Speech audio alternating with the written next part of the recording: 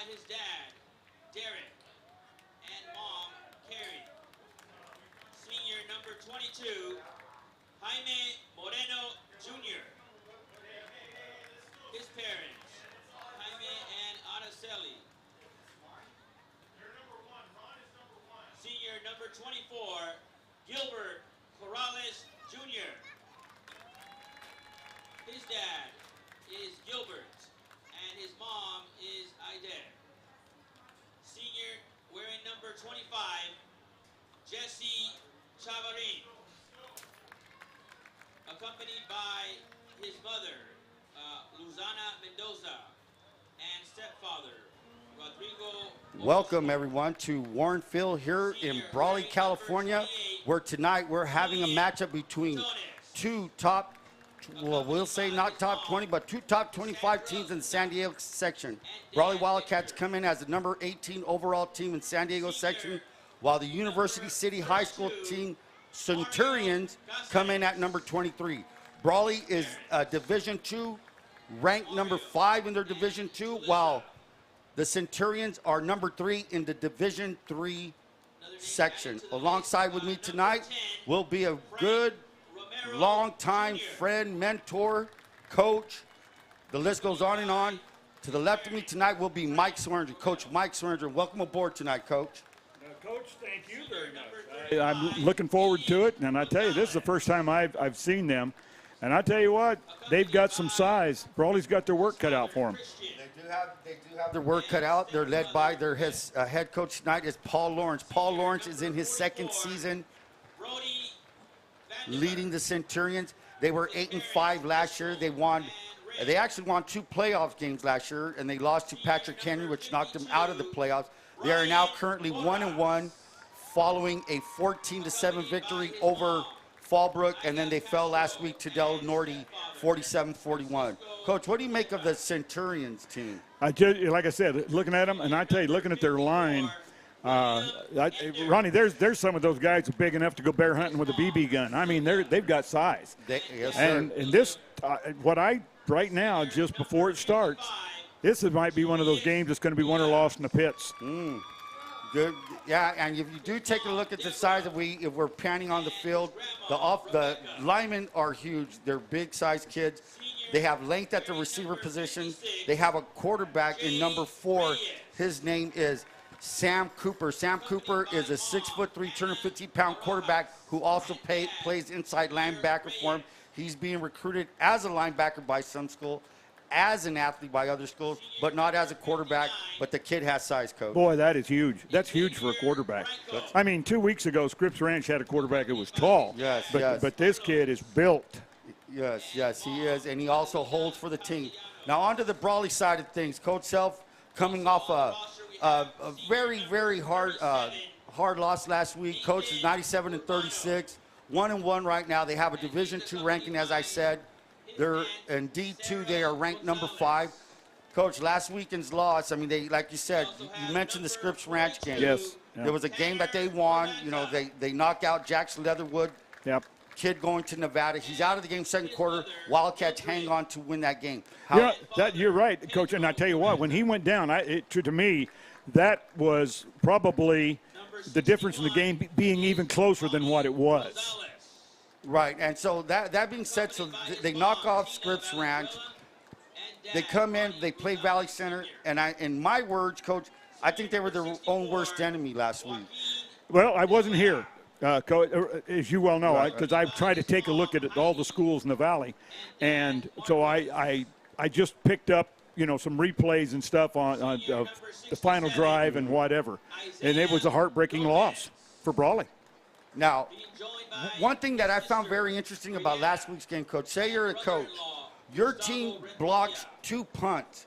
What do you think the odds are of winning what are the odds of winning a game after you block 2 punts? If you block 2 punts, on all honesty, you know this, you should win. Yes, and that's exactly what happened to Brawley. So that's the one thing I wanted to pick Coach's brain about was what a 2-block thing, and usually 99.9% of the time you'll win a game. However, that's the past now, so now we're looking at tonight's ball game, and we said it looks like a good matchup, Coach. Coach likes the size of the linemen of the Centurions versus the Brawley size over here.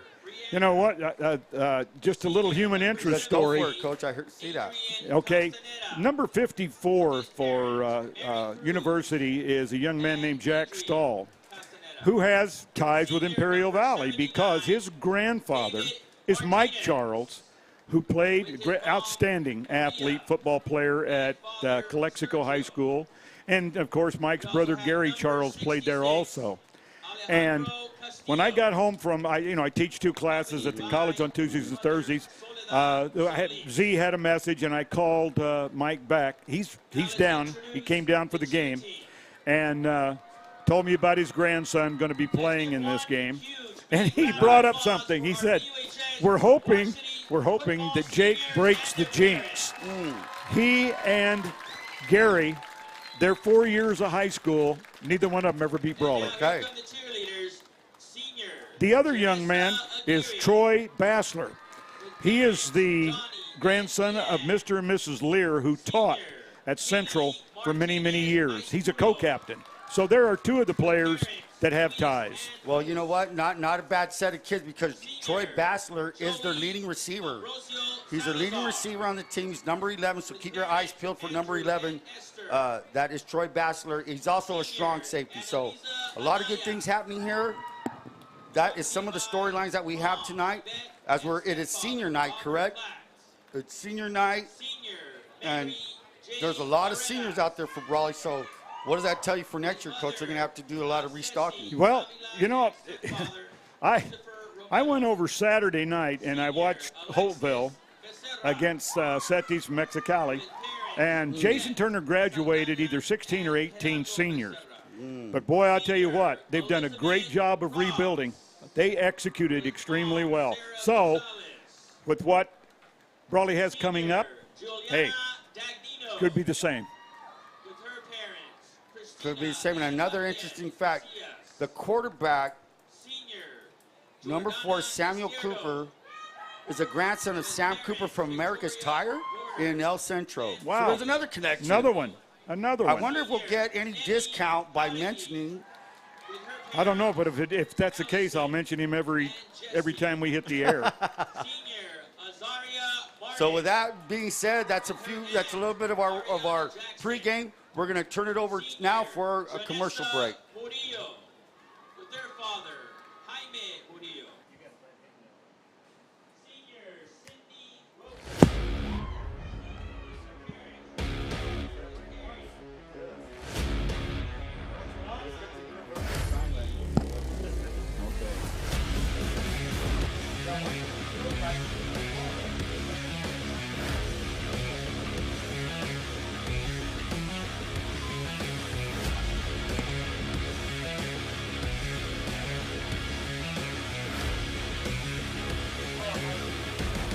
Fred Ramsey.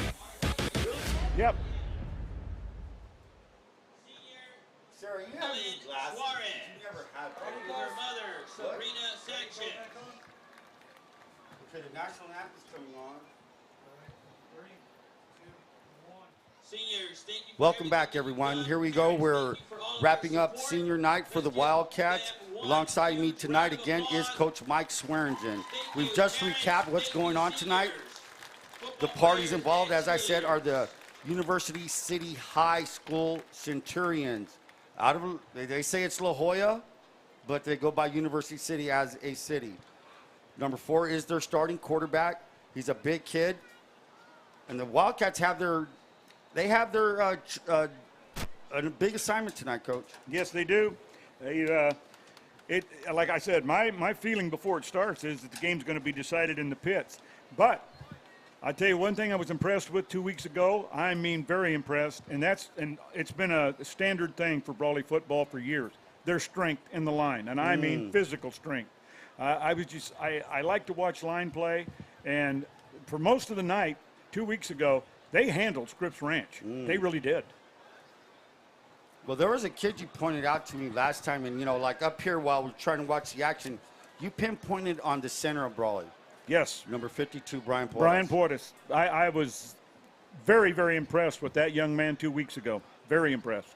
Alongside Brian Portis, you're going to have Julius Diaz is out there. You have Ronnie Rosales, Isaiah Gomez, And Brian Porras, he anchors that. He's been out there since a sophomore. So the kid's been playing with a banged up knee, you know, and it's kind of, I mean, I don't know how to describe the kid. He sometimes, Coach, he'll limp off. If you check him out, 52, he has a knee brace. I believe it's on his right knee. Gets banged up, hobbles out, and comes back in. You know, I don't know if he's had it checked, but there could be a situation of years ago at Imperial. That's the way the symptoms of Josh Armstrong. And come to find out, he had a little piece of floating cartilage in there. So that being said, that's a little bit of what's going on with the offensive line. And like Coach just said, yeah, it's going to be a battle of the pits.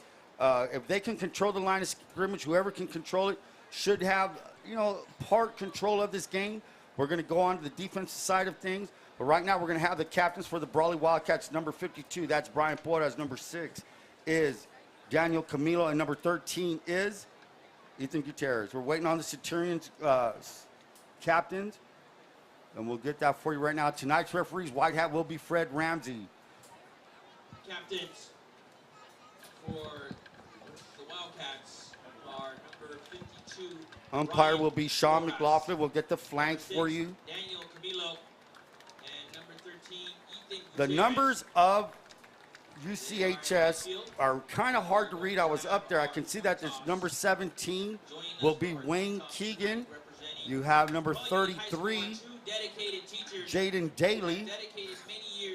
And I will get the other 2 numbers. And creating a welcoming environment for all of our BUHS students. They are Mrs. Dina Self. 54, Jack Stahl. Coach has talked about Jack Stahl. Dina Self and Mrs. Tombach getting Mrs.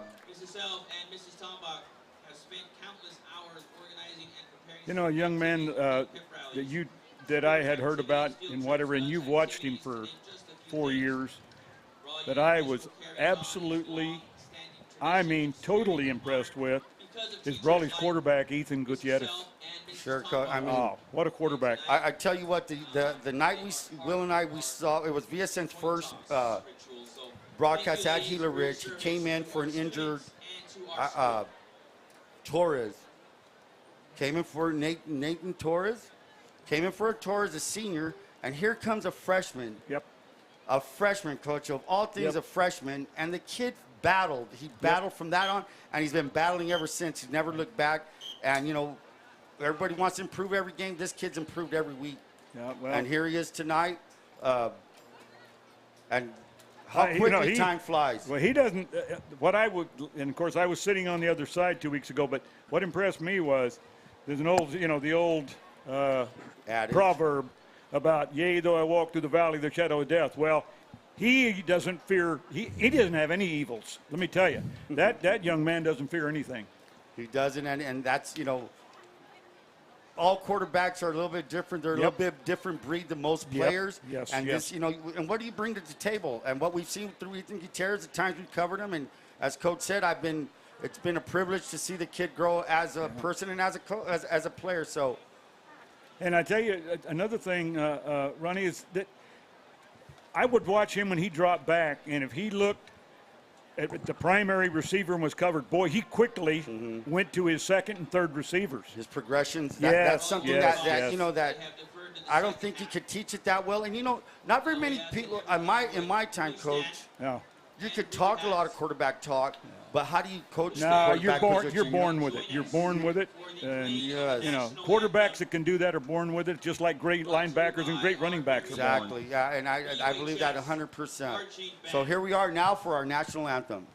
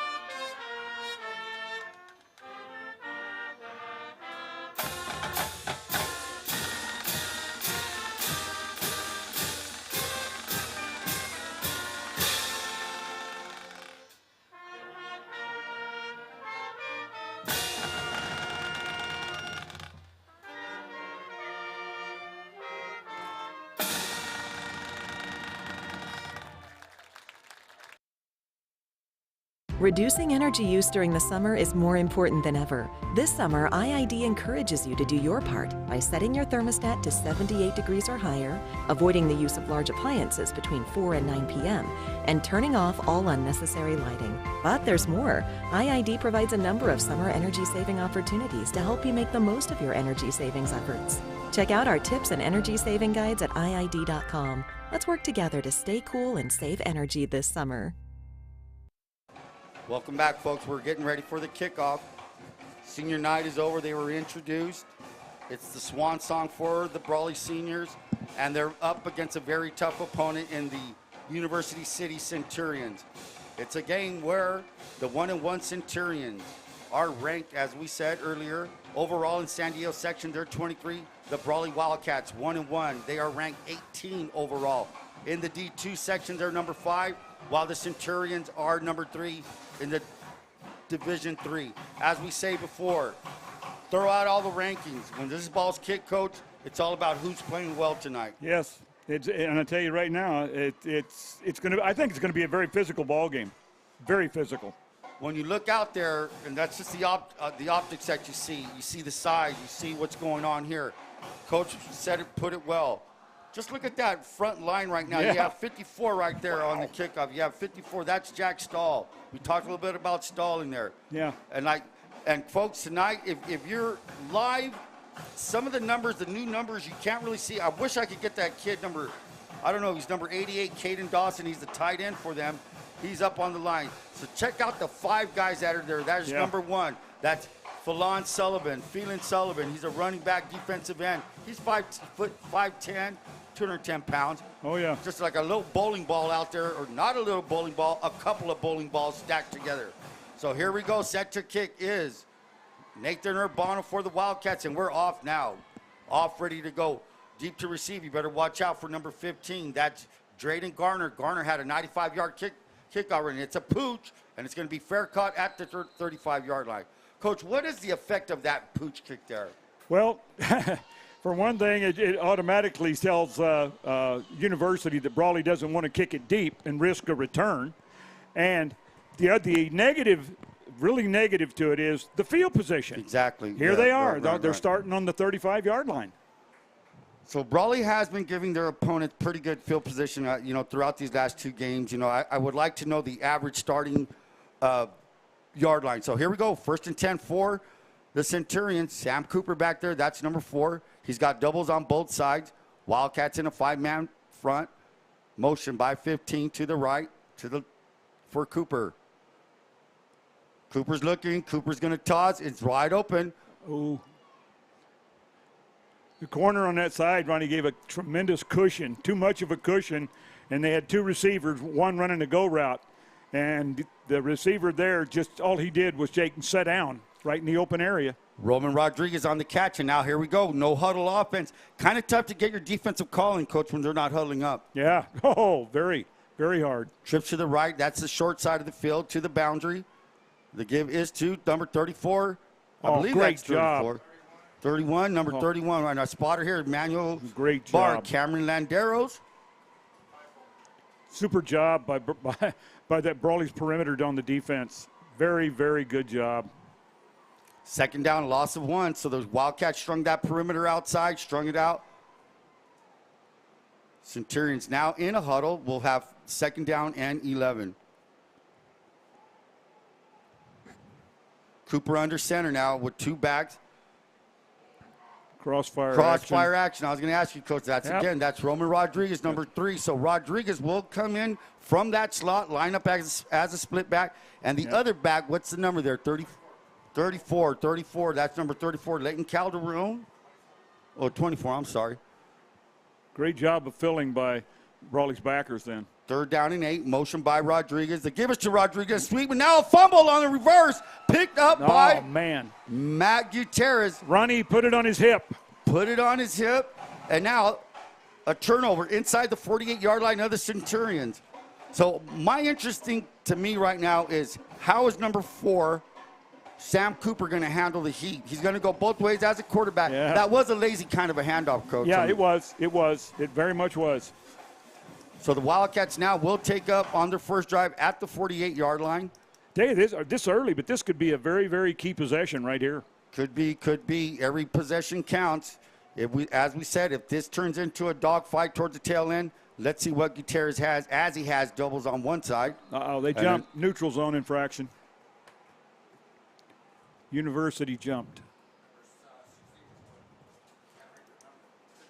Last week versus Del Norte, on one drive alone, the first drive of the game for Del Norte, the Centurions jumped off sides in consecutive plays, gave him an automatic first down. Here's a gift to Carranza. Carranza tries the right side, nothing doing, missed tackle there.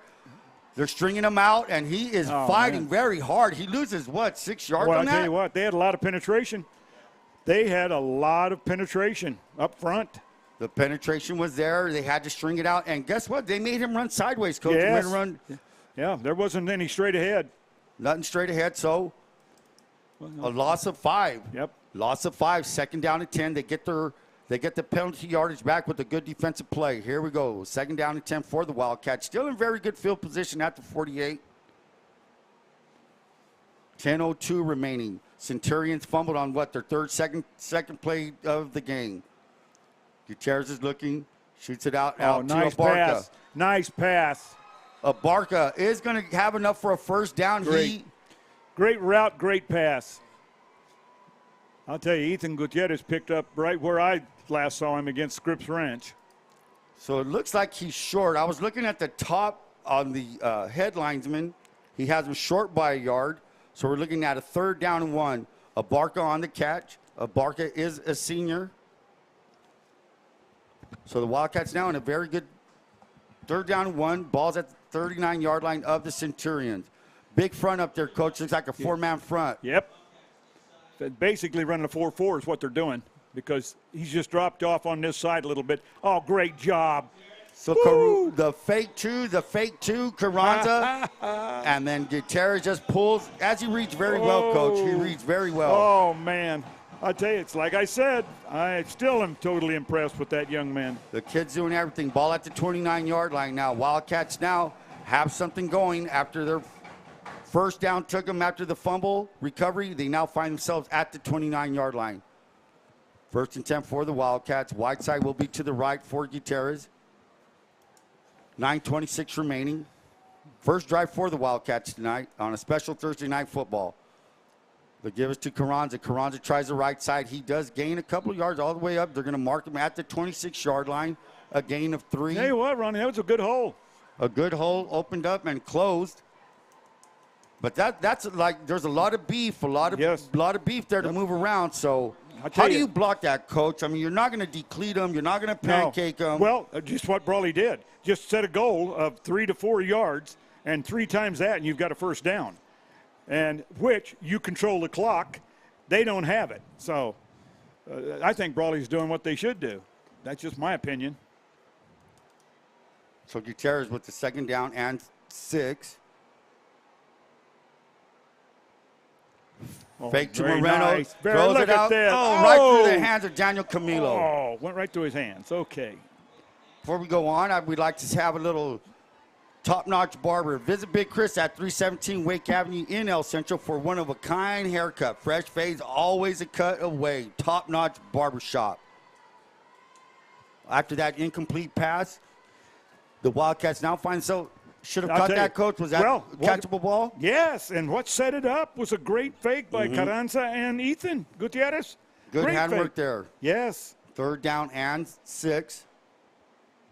Doubles on both sides. Gutierrez, he's just going to shoot that out to Platt. Platt off his hands. He threw it behind him. Defended on the play by number 8. Okay, 4th down. 4th down and 6. So the Wildcats now, after 2 incomplete passes, now find themselves with the 4th and 6. Big play call.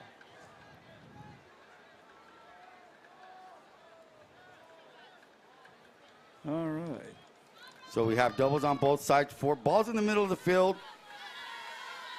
Single back is Matthew Moreno. That's number 23, the sophomore. I tell you, the down and out has been open. It's been open. A little bit of heat. Gutierrez goes on the horse. He's looking, cuts back, falls forward, and he's going to be short. I don't know. He's short, Ronnie. He's short. No, he didn't get it. He didn't get it, but what was the penalty? I didn't see a we have a block. flag. It was thrown from the back, Judge, it seems like. So. Uh-huh. What do we got? Holding. We've got holding. Holding? Well, he gave the holding. Yeah. What, at the fist? Oh, okay. Our expert referee analyst, Will Torres, is on special assignment. What assignment that is, we'll find out at sometime tonight. But being said, Driscoll, since 1979, serves, skate, embroidery, and silk screen. Driscoll's, where you can find Radfin merchandise. Driscoll's is located at 1470 State in El Centro. The future is bright with cool shades from Driscoll's. Now, this is something new for me, shouting out all these little commercials. So here we go. Centurions now with their second possession of the game. 8:21 remaining. Wildcats could not cash in on that turnover. And here comes the shift. 8:21 remaining. They flopped the line. Coach, I want to ask you a question. What's the story with that standing tackle over there on the I right don't know. side? That's new to me, but I tell you one thing. Oh, man, what a load to bring down. And I think Cooper was lined up as a halfback in that position. Yes. So every now and then, Coach, on film, I saw that their tackle had no rhyme or reason why their tackle stands up as they do. Is it? I don't know. I don't have an answer for you. So here we go. Quick play. And what I want to catch and see is when do they go no huddle? Oh, and here's the give. So Roman Rodriguez now stepping in. Is that number 3 at quarterback? Great job. They did a great job of trapping then. They do trap. Yep, they do came pull. down and kicked out. Yes. And that's something that might have a little bit of concern, Coach Sell. It was, as with anybody, when you have a lot of teams that like to pull, Coach. What's the way to cancel that out? All you do is you try to coach your linemen to penetrate one step, break down, because you're there for a reason. Look for it. Look at the shift that the Wildcats do. Yep. So there must be some reason. That's number 8. So a little shift in what's going on here. I'm not sure if that number 8 is the quarterback. And I tell you, Brawley had great coverage by the corner and their safety on the deep receiver. They excellent coverage. Well, you don't want to get burned deep. That's the motto. Nobody behind you as far as your corners. You're in cover 3. Get behind. So now will they dink and dunk them? So here we go. Second down and 10. A shift on. They have Cooper is now a slot. And that's the number 34. A swing out. 34 is to the 50. He cuts back, slips back. And that is. I'll tell you. The number on that kid, I can't read. The one who caught the pass. What is the old saying? You can't coach speed. You can't coach speed. That kid caught it and he kept going. He just outran the Brawley player on that side, 24. He just outran him. We have a spotter up here. I'm going to go ahead and say that these numbers for the Centurions, some of the jerseys, you just can't mesh the numbers out. So here we go. Cooper now back at quarterback.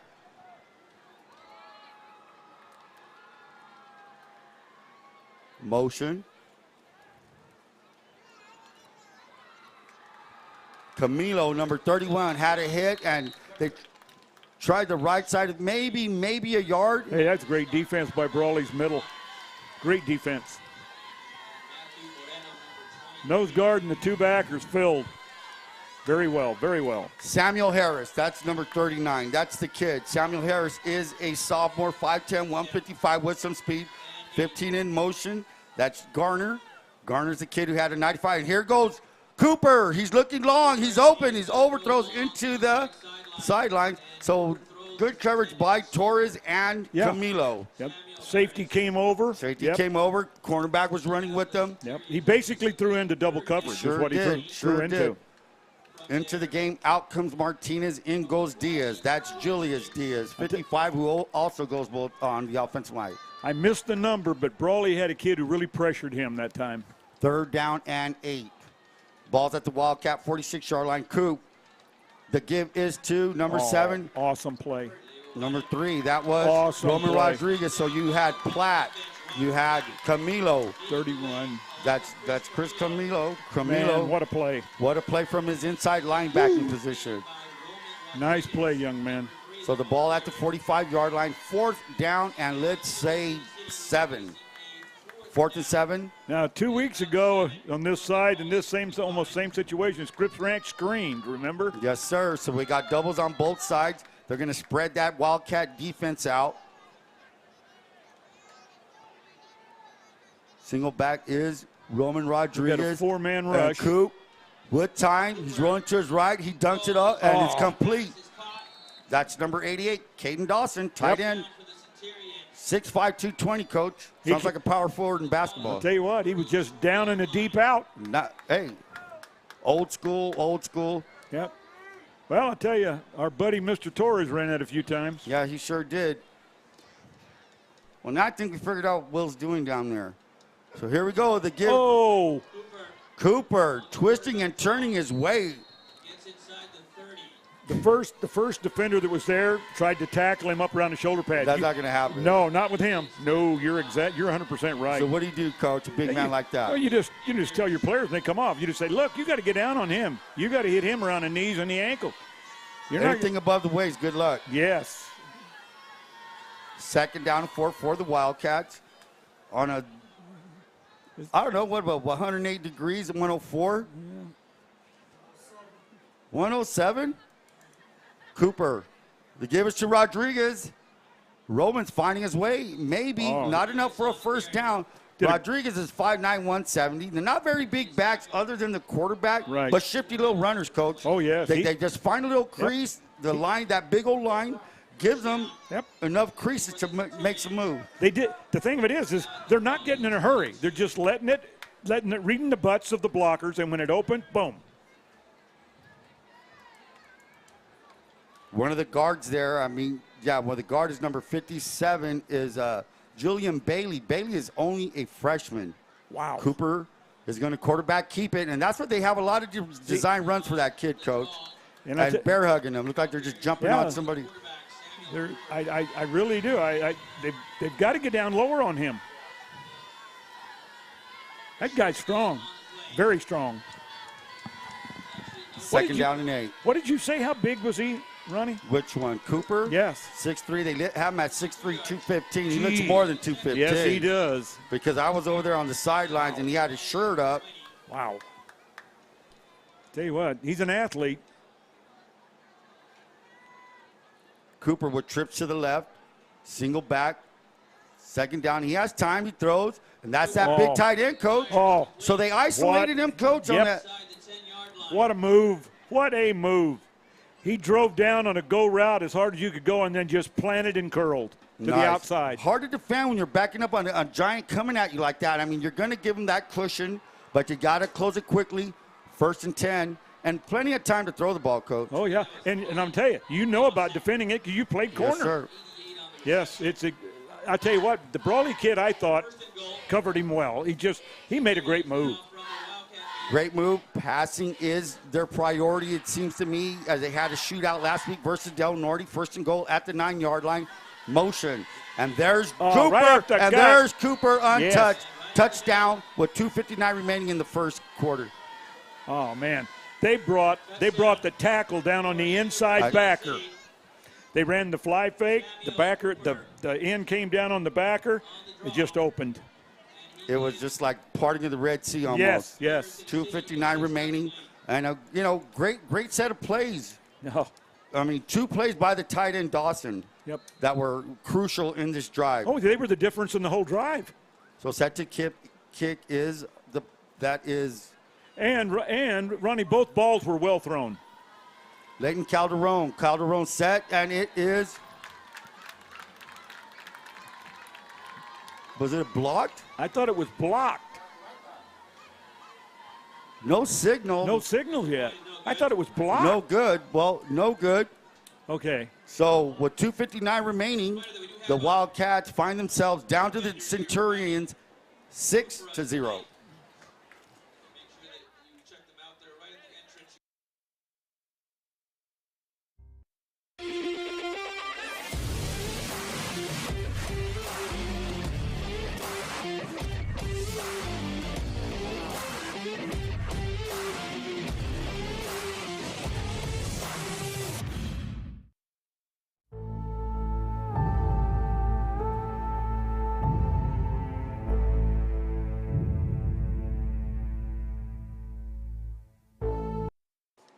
Welcome back, everyone. With 2:59 remaining, we just saw a blocked extra point right after Sam Cooper's 9-yard run. So the Wildcats now find themselves down 6-0. Plenty of time in the first quarter, Coach. That pressure on that blocked extra point came from not only the edges, but from up the middle, too. Well, in Brawley's experience with the kicking game, they had 2 blocked punts last week, and now this blocked extra point, could that play in their favor? We'll have to see. Every point's going to have to count tonight. Okay. What do we got? 6-zip. Okay. 6-0. So Leighton Calderon set to kick, deep to receive is Daniel Camilo. That's number 6, and number 2,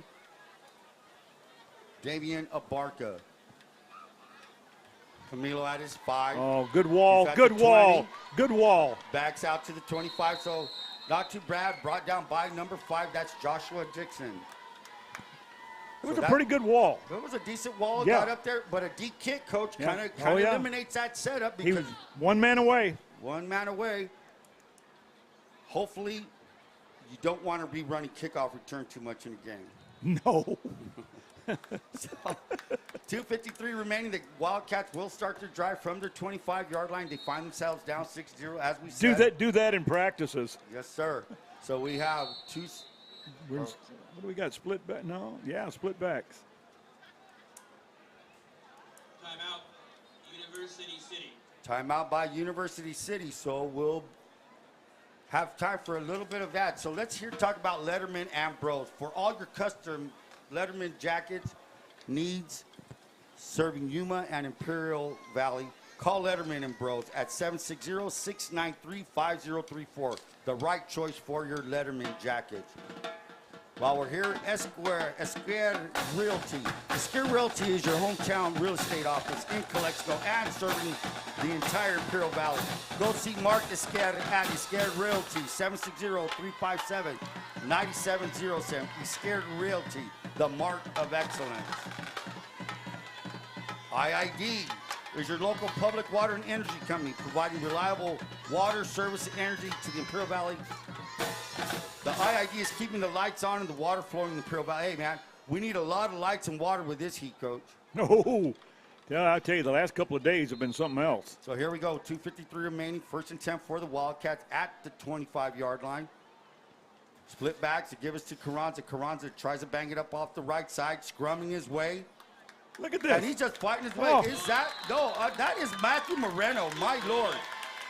A good, tough run for the sophomore kid. Hungry.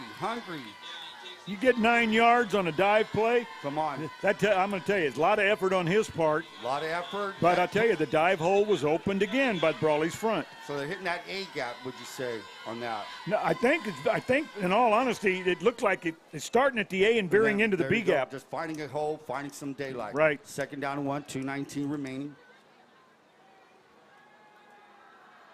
A little bit of a mix-up on the formation. Got doubles on both sides. Inside of 2 minutes. Carranza up the middle. Oh, Carranza's going what to a bounce hole. it out, and he's going to get it way up to the 41-yard line. What a job. I'll tell you.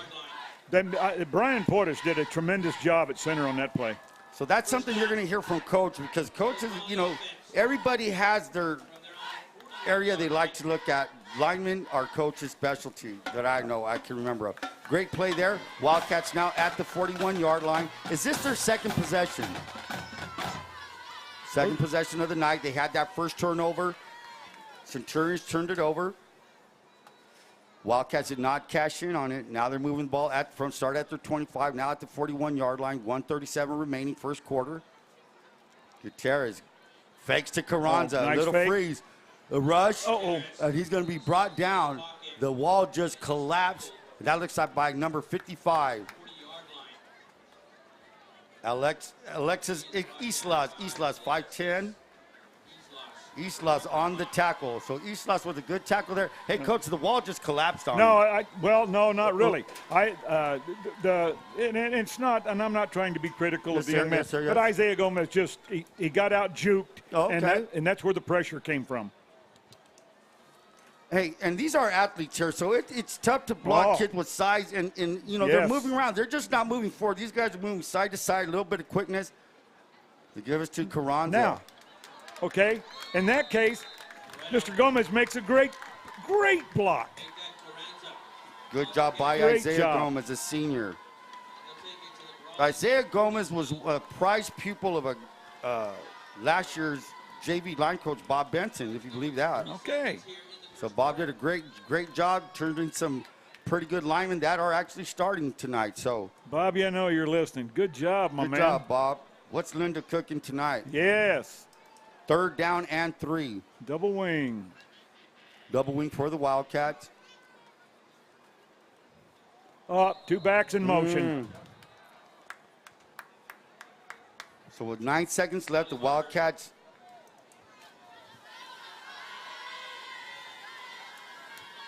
illegal procedure, 2 guy movement on 2 backs, 5 yards back.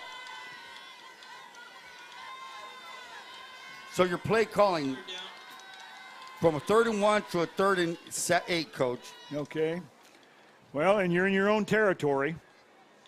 If you're going to throw the ball here, you're going to throw something that's high percentage completion. And that's the end of the quarter. So at the end of the first quarter, we have the University Centurions 6, Brawley Wildcats 0.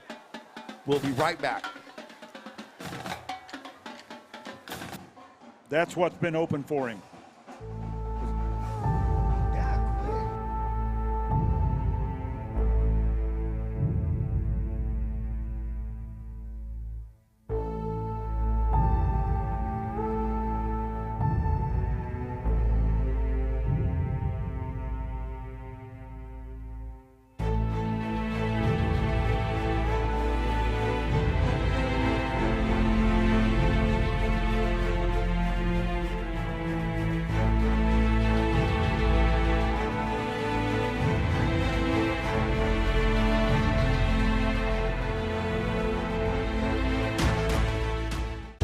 Whether you're looking to purchase or sell, your next home awaits.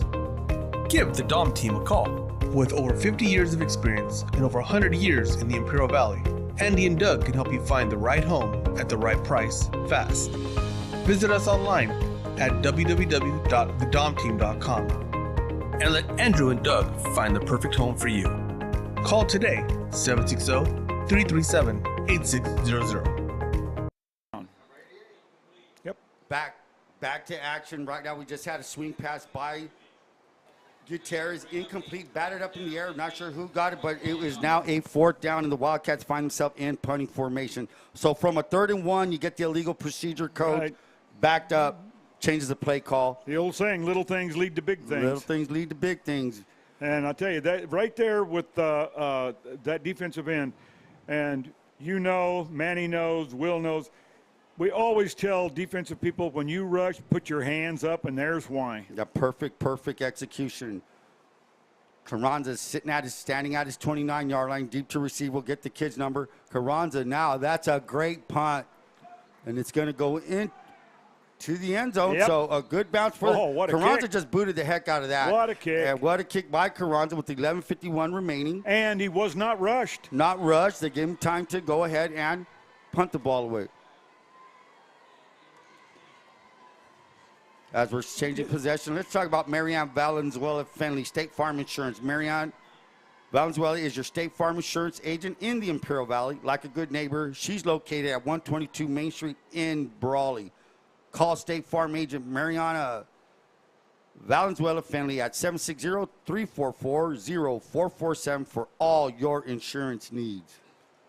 Now, State Farm, the one that says, oh, okay. So here we go. And are we going to have another stoppage in play? I see Fred Ramsey saying something about number 4. What?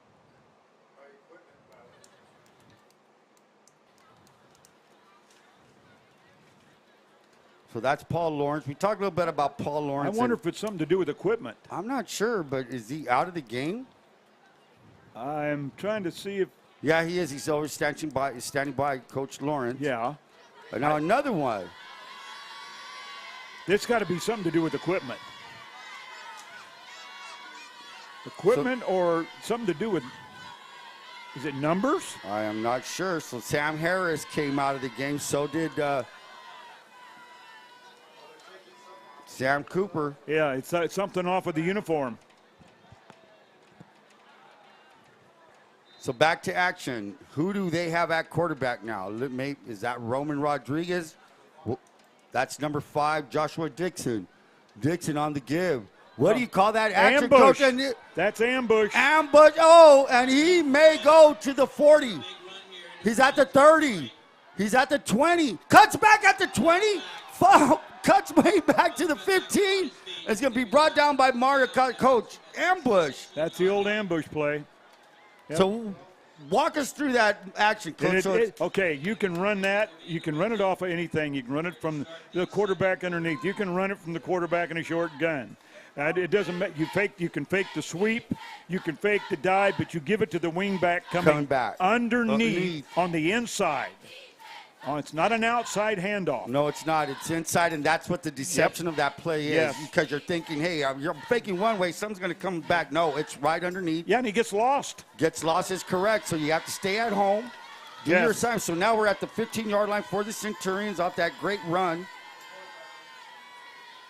And now Cooper's back. Oh, what a hole. What a nice run. And I'm going to tell hole. you something about Sam Harris's footwork, Coach. Did you see his leg just Yes, popping up yes. and down, just Yep. churning? I mean, those are pistons, just jamming. Busy feet, gets them all the way up to, let's say, the 7-yard line, 2nd down and 1. I don't know the number of the perimeter blocker right there, but he executed what we call a sucker block. Jab steps with the inside foot pivots. Brawley receiver goes to the outside. He just bumped him out, and the hole was there. 2nd down and 1. Motion. The give is back to Harris, and a nice tackle. Nice tackle. Great fill. I want to get. Wow. That is Chris Camilo on a great job, assisted by Matthew Gutierrez, but the man on the spot making that big hit. Big play by Chris Camilo.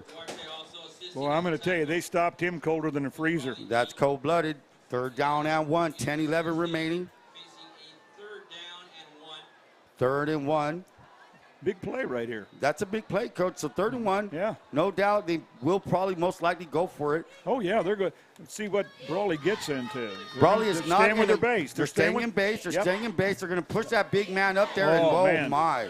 Good Lord. If you just see that live, guys, it's just a mountain of white going against that blue and all the way up to the 3-yard line. That's the size you and I talked about before the game. Just lean. It was just a forward lean, no kind of resistance. Well, there was some resistance. They just wedged. Duarte comes out. Martinez goes in. That's Dave Martinez, number 79. So the Wildcats now on a first. The Centurions now find themselves 1st and goal at the 2.5-yard line. Old-fashioned wedge blocking. Just wedge it. Yep.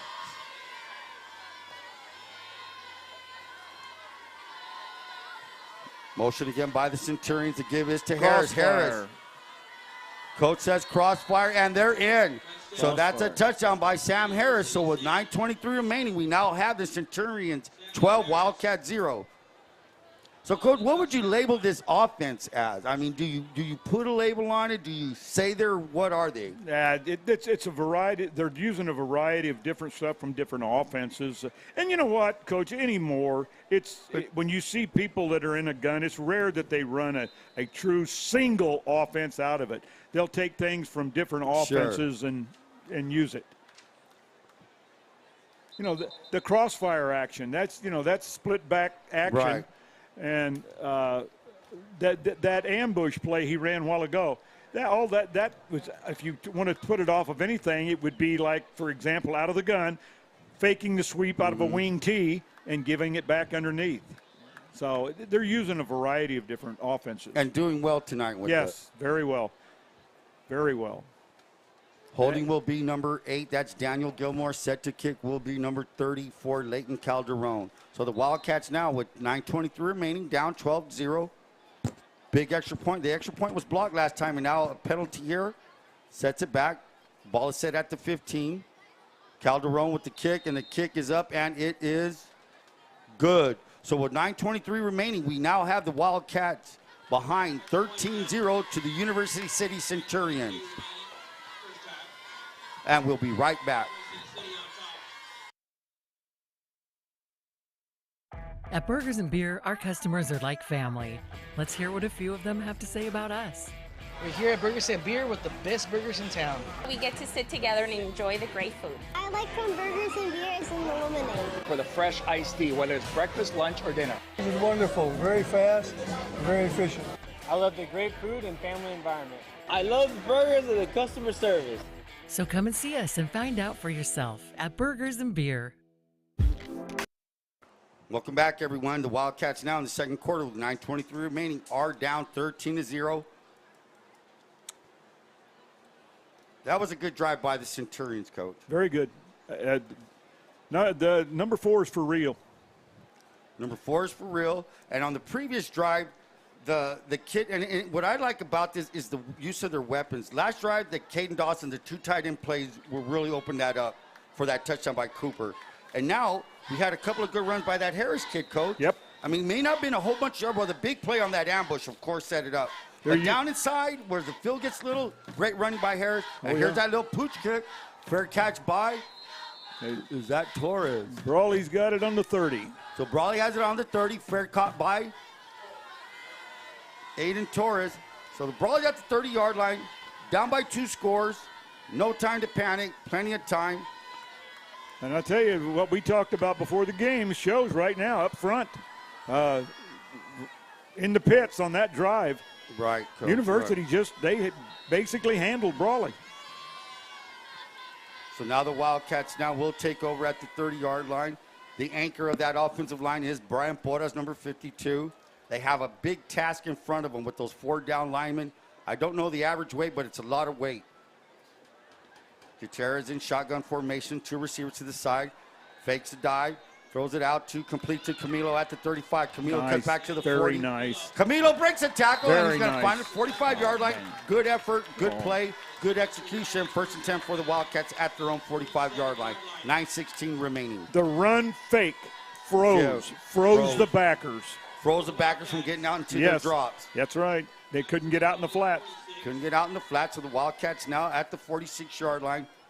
Would you call this a critical drive right now in this juncture of the game, Coach? I would, yes. Brawley needs to come away with some points right here. Got 9:16 left. They need to come away with some points. 9:16 remaining. Ball's at the 46-yard line. Good play by Camilo. Camilo's in motion. They give it to Carranza to the left side. He bangs his way. Great hole. Great hole by the Wildcats. Great hole. Brought down by number 5, Josh Dixon. And on the bottom of that is number 54, Jack Stahl. Jack Stahl, 6'3", 235. Good kid. Great block right here. Julius Diaz. Great block. Second down and 4 for the Wildcats. The ball's moving. Now they're inside Centurion territory at the 48. 8:51 remaining. And I will say, I mean, you can't see it on camera, but Coach Swearingen has his, just as he was as a coach, he's doing it as a commentator. We've got tons of info. And here's Gutierrez. And that is going to be intended for Platt. And the defender had nothing to do, ran straight, impeded his progress, hands were up in him. Pass interference, Josh Dixon. Ethan Gutierrez had all day to throw that, and that, I'll tell you, that credit falls on those guys in the pits up front. Solid, excellent protection. It was. He had a lot of time. He's standing upright. Saporas, Garcia, they were just doing a great job there. So he had time to eat lunch and have dessert. Go for it. He had all day. 8:34 remaining. The Wildcats now on the move. The penalty gives them, 15 yards? Yep. 15 yards all the way up to inside, let's say the 33-yard line. Left hash. Split backs with Moreno and Carranza. Receivers to the right. And here's that. Great fake. Great fake. That's Ethan again. Great fake. Boy, I tell you, they bid on that. They bid on that dive, Coach. Yes. Oh, they did. 6-yard gain up to the 18-yard line. We'll say second down and 4. He dove into the B gap and then just turned it up in the C. Turned it up. Very impressed with him, Ronnie. Very impressed with him. He does it game in and game out. 8:05 remain. The Wildcats have a little bit of momentum coming their way now. They started the drive at the 30, I believe. Got 8 minutes left. 8 minutes left. Inside of 7:53 remaining. Gutierrez under center. Carranza's the back. Carranza to the right side. Carranza finds a bit of a crease, maybe a gain of 2. Third down and 2 for the Wildcats. He picked up a solid 4. And are we going to have a timeout by the Centurions? So with 7:32 remaining, with the big 3rd and 2 coming up, Centurions with the timeout. So with that being said, let's catch up with some of these ads. The El Central Police Department, El Central PD, would like to extend their well wishes to all the schools in the Valley. Have a great year from the El Central PD. Imperial Valley College, founded in 1962 and employer of Coach Swearingen, proud sponsor of VSN's live stream for all Imperial Valley High School sports. IVC, fostering excellence in education for 60 years. Coach is part of that. Congratulations. Congratulations. Oh, man. Intercare since 1970, formerly Clínicas de Salud. When it comes to healthcare, Intercare is here to help with locations throughout the Imperial Valley.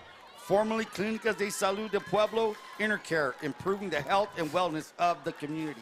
Here we go, back to action. 7:32 remaining after the timeout by the Centurions.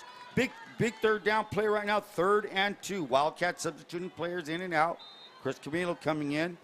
If they're putting that Camilo kid over there, I bet you they're going to block his way to the right. Double wing. There it is. Carranza right there to the right side. And is he right at the sticks? If not, Ronnie, they've got to go for it here.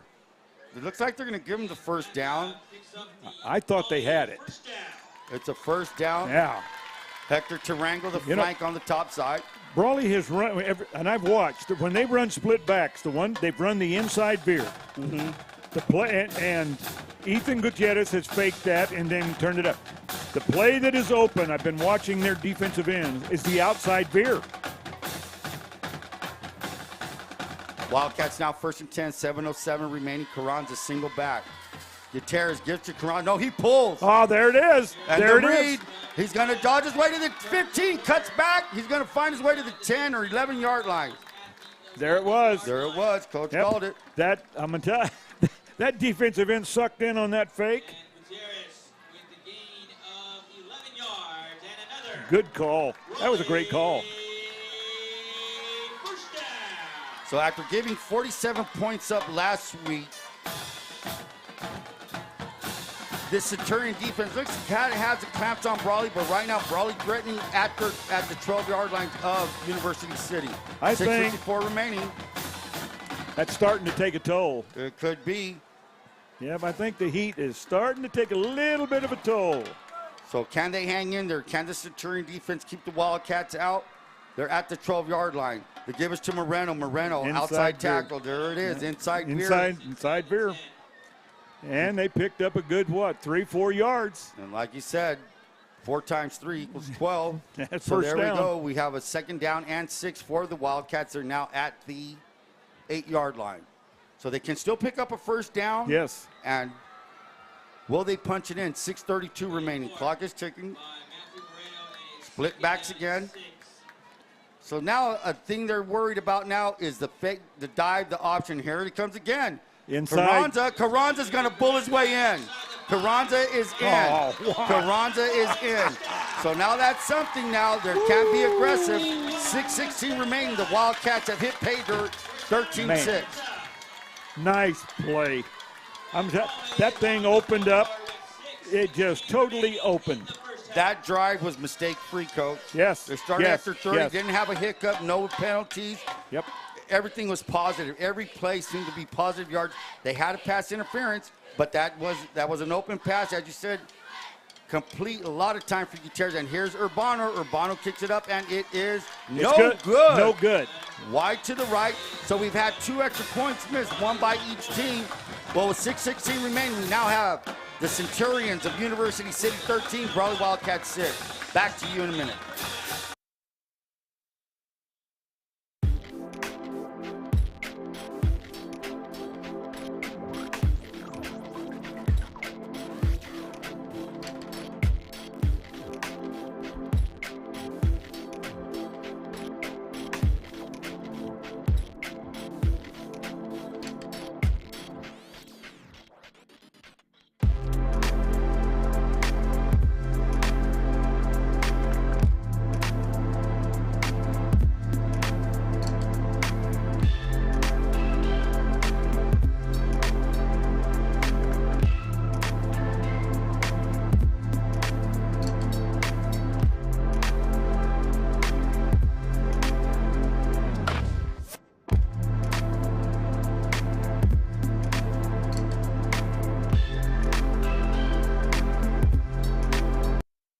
Welcome back, everyone. 6:16 remaining in the second quarter. Wildcats just have reached the end zone for the first time.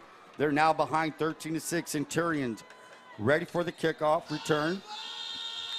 Will it be a push? Will it be deep? And Urbano answers the question, and we may have an offside. You know that when we would take and you can ask Manny, we would teach the pooch. What we tried to do was not pooch it to what we call the outside row, the back rows, but try to put it right back between them. And the Brawley is kicking it right to him. See, there's an open area.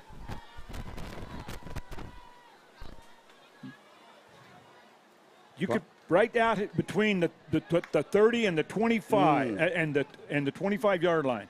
That would be the aiming point. That's a sweet spot you want to hit. So. Yes. You know, that drive of Brawley's, to me, was all about character. Yeah, and boy, did they show it. Well said, Coach. Well said. So now kicking off from the 35. Back there to it is. And there it is. Oh, there it is. Recovered by number 15. And 15, he did it last week. He's now at the 45, all the way up to the 49. So that was Drayden Garner. Garner returned. Great kick. A 95-yard kickoff return. Man, he kicked that right in the perfect spot.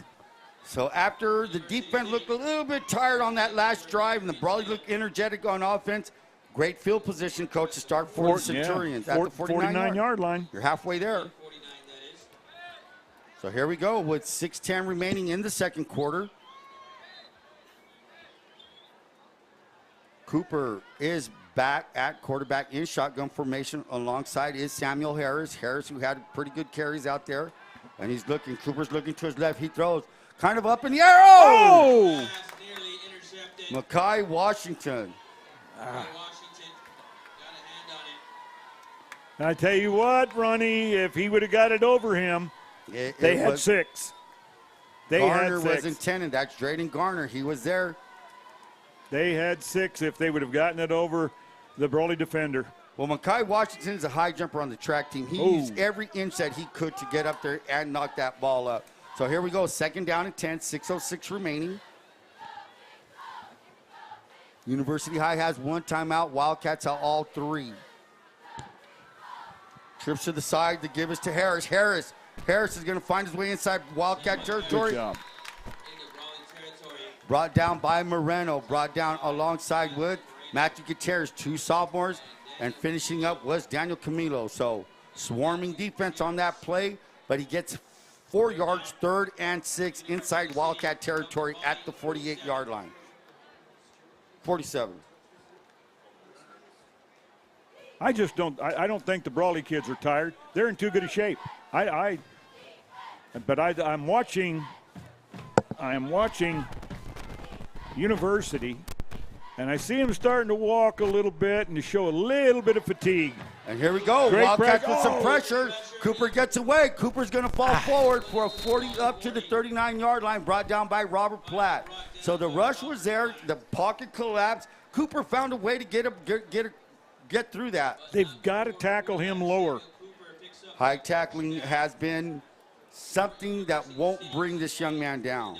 You've got to tackle him lower. He is just too strong from the thighs up.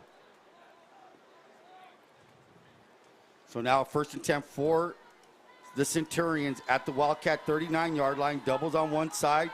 They have doubles on both sides.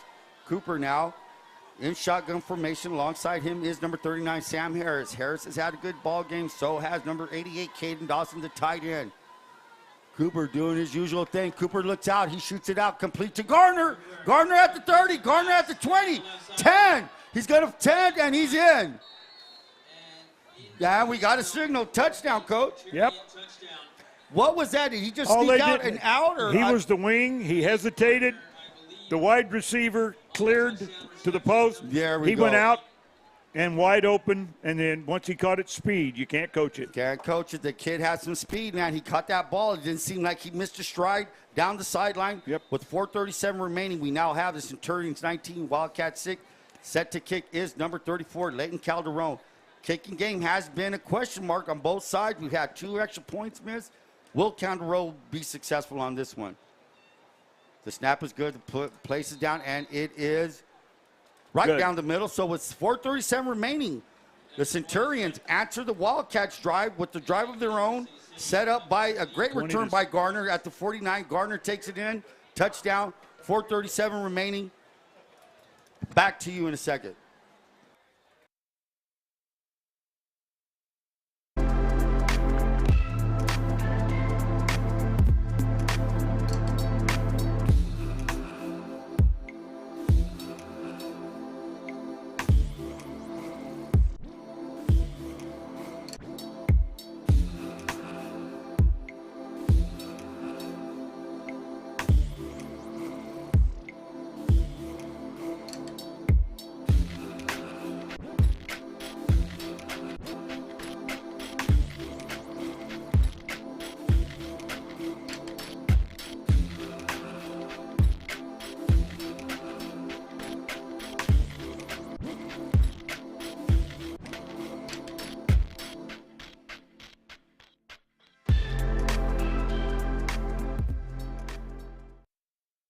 And shoot, I take it back because he was tight.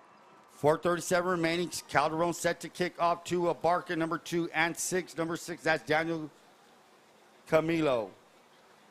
And it's a deep kick. Camilo will field it at the 10. He's down.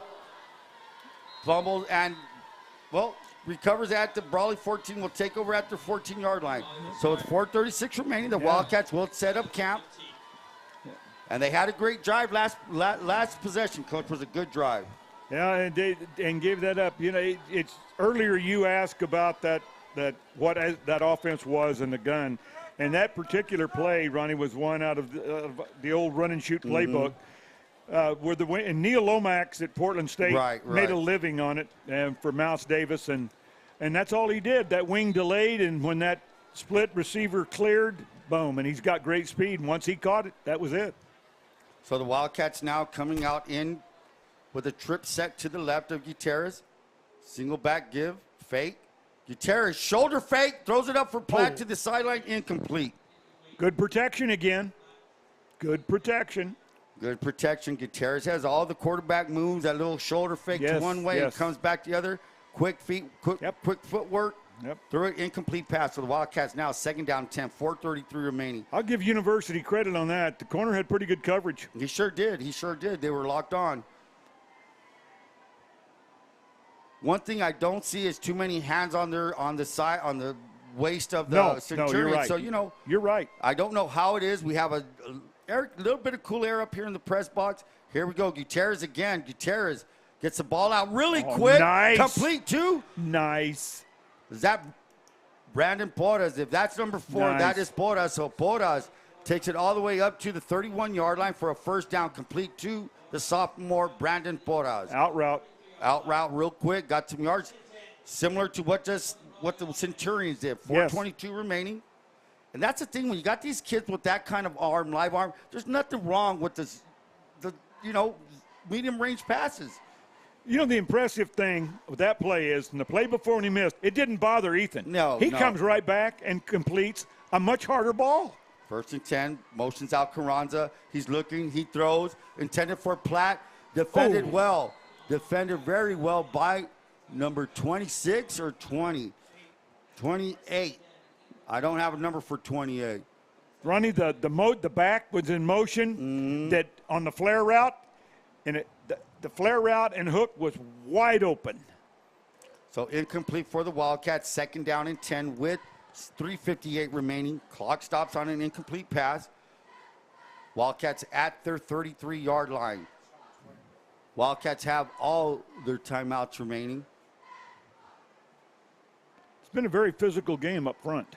Yeah, Coach, we've been noticing that. And now the Wildcats now with – well, did we discuss what defense Centurions are running? 4-3, 4-2? They're basically running – We're running. Well, Gutierrez has got to run back. He runs. He's at the 40. Gutierrez to the 30. Puts on the Jets to the 20, 10, 5, outside in the 4-yard line. So everybody was covered. Gutierrez just uses it. Hey, guess what? I'm going to tuck it and go. He's all the way inside the 5-yard line. What a run. What a run. Like I said, He can walk through the valley of the shadow of death because he don't fear nothing. So 3:44 remaining. The big run by the quarterback. Hey, there's nothing wrong in that. Oh, man. And you ask about their defense. I mean, they're running a four-man front, and they're varying the looks depending what Brawley comes out in. But they're in a four-man front. Four-man front with a lot of beef on that side. Wildcats giving Gutierrez time. He still had time. There was good coverage downfield. Yes. Yeah, but everybody had their back turned to the quarterback. And that is Carranza. He just walked right in.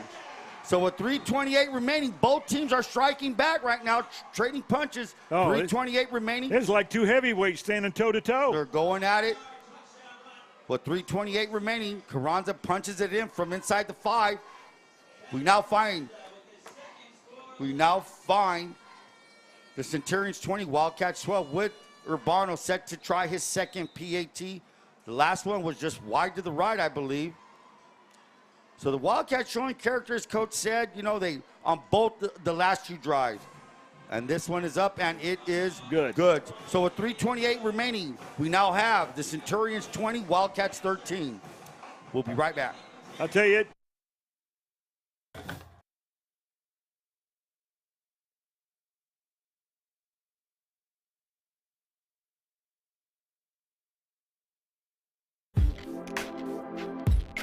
Reducing energy use during the summer is more important than ever. This summer, IID encourages you to do your part by setting your thermostat to 78 degrees or higher, avoiding the use of large appliances between 4 and 9 p.m., and turning off all unnecessary lighting. But there's more. IID provides a number of summer energy-saving opportunities to help you make the most of your energy savings efforts. Check out our tips and energy saving guides at IID.com. Let's work together to stay cool and save energy this summer. Back to Warne Field with 3:28 remaining. The Wildcats have just struck back. And like Coach was saying, both last two drives of the Wildcats were character drives, as you say. The first touchdown, they were down by 2. Boom, they get it in. Good drive, no mistakes. Centurions come back, answer that. What do the Wildcats do? They answer right back. Big run by Gutierrez.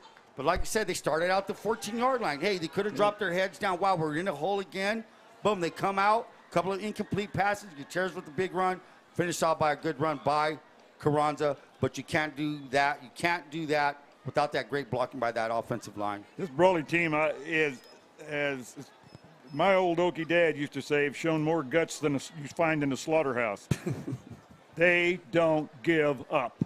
So here we go. 3:28 remaining. Will the Wildcats pooch it again? They're trying to keep it away from that Garner kid. I'm telling you that. And it is straight up in the air. That is a great pooch kick. What is going on here? Another one? Oh. So what could be happening here, Coach, when you're offsides as a kicking team? If he's stutter stepping to get the pooch, that might cause the offside. I'm just saying that might be. I wasn't watching. I was watching the kick to see where it was going, and it looked like a great pooch kick. If he's going to pooch it down there to the deep receiver, what you want to do is get that receiver going backwards to catch it. So now that was they're trading penalties on it. That was on the Centurion. Yeah. And you don't have a choice on the kickoff of no choice on it. Okay. Now the hole is over here on this side at the 15-yard line. The 15. Yeah, outside of the hash. Big hole. So here we go. Urbano now just knuckleballs it down the middle. That's going to be Harris. Harris to the 20. Oh, great tackle. Great tackle by Damian Abarca. Hustling down there and just making a tackle when needs to be made. Oh, he hit him like who flung the chunk. I'm telling you, great tackle. Great tackle. 3:24 remaining, so now that's where they're going to set up camp, the Centurions. This is their worst field position of the night, and it's at the 17-yard line. So the Wildcats, great defensive coverage. Knuckleballed that kick. Wasn't a pooch. Right down the middle. Oh, Harris, great tackle. Quick-footed kid, got it out, but a great tackle because it saved him from getting to that outside, Coach. What was it, John Madden, you say? That's football. That's football for you with 3:24 remaining. Doubles on both sides for Cooper. See, all this is the old double slot. Double slot. Cooper looking. Cooper just tosses it out there. There's Gardner. Oh, man. Gardner cuts back to the 40, to the 45. Oh. Fights his way to the 49-yard line. So now 3:19 remaining. And, Coach, look, there's – I mean, I'm not saying it's a lazy throw, but it's just the way he launches that ball. Yes, and the patterns too, Ronnie. The patterns on that. The drag. He hits him. The inside man run the deeper of the out routes on it. And, boy, does he have a touch. Got touch. He just floated it there. It was just right on the money. Kind of a little rainbow shot. So here we go. Double on both sides. Single back. Harris with the give. Up the gut. What is that? Harris to the 45. Harris to the 40. Harris is going to work his way up inside Wildcat, inside the 38-yard line now. So 2:51 remaining. Little jab, step, and go. Chris Camillo had him, and he broke the tackle. He broke the tackle. So the Wildcats now giving up 2 first downs in 2 plays. Ball's at their 39-yard line. Man, this is just back and forth. So the Centurions were in a shootout last week, so this is nothing new to them. Giving up points and then answering points. I mean, so here we go. Doubles on both sides. Shotgun formation. Harris is a single back. There is one kid not playing for the Centurions, and that's their leading rushers, LaDainian Lawrence. Yeah. Lawrence is out with the injury, but, hey, they haven't skipped a beat. And here comes Cooper. Cooper cuts back. Cooper to the 20. Oh, man. Cooper. Right up the gut. Right up the gut. And, you know, these are design plays. This kid is a tank. They have plays for that, and Cooper showed what he can do with the ball. Great ride. Right. It freezes. And boom. Came down on the backer, and that was it. So now with the 1st and 10 with 2:09 remaining, clock is ticking. Centurions with 1 timeout left. They burned a couple on defense, I believe, but now they have the ball at the 20-yard line. Double receivers on both sides. Double slot again. Double slot. Single back is Harris. The give is to Harris. Harris up the middle. Harris to the 10. Man. Harris cuts it back at the 5. He's going to find his way to the 1-yard line. 1-yard line. So, Coach, was that just straight up the middle? I mean, I did not see a trap. Yeah. That was just a man block, and he read it. He was patient. He stutter step, boom. And that's that quick foot action we talked about earlier. He just Yes. keeps his feet busy instead of trotting through there. Because when you have your feet aren't active, you're actually kind of slow. But when you're pumping your legs up and down, you're actually moving, able to make that cut when needed. He found daylight. Right. Coaches preach feet, and there's why. And here we go. 1st and goal at the 1. Here's that big set. Who's the man? Who's the tank? And it's the tank. He's going forward, and he's in. He's in. So the shootout is beginning again with 1:16 remaining. Here come the Centurions. Right down the Wildcats. 26-13 with 1:16 remaining. Wow, you catch your breath. Man. I tell you, this is enjoyable football. It's really, this is what it is enjoyable. enjoyable. Points, you like points. It's not a dogfight where you're just exchanging punts. You're seeing scores coming out. So here we go. Calderon set to kick.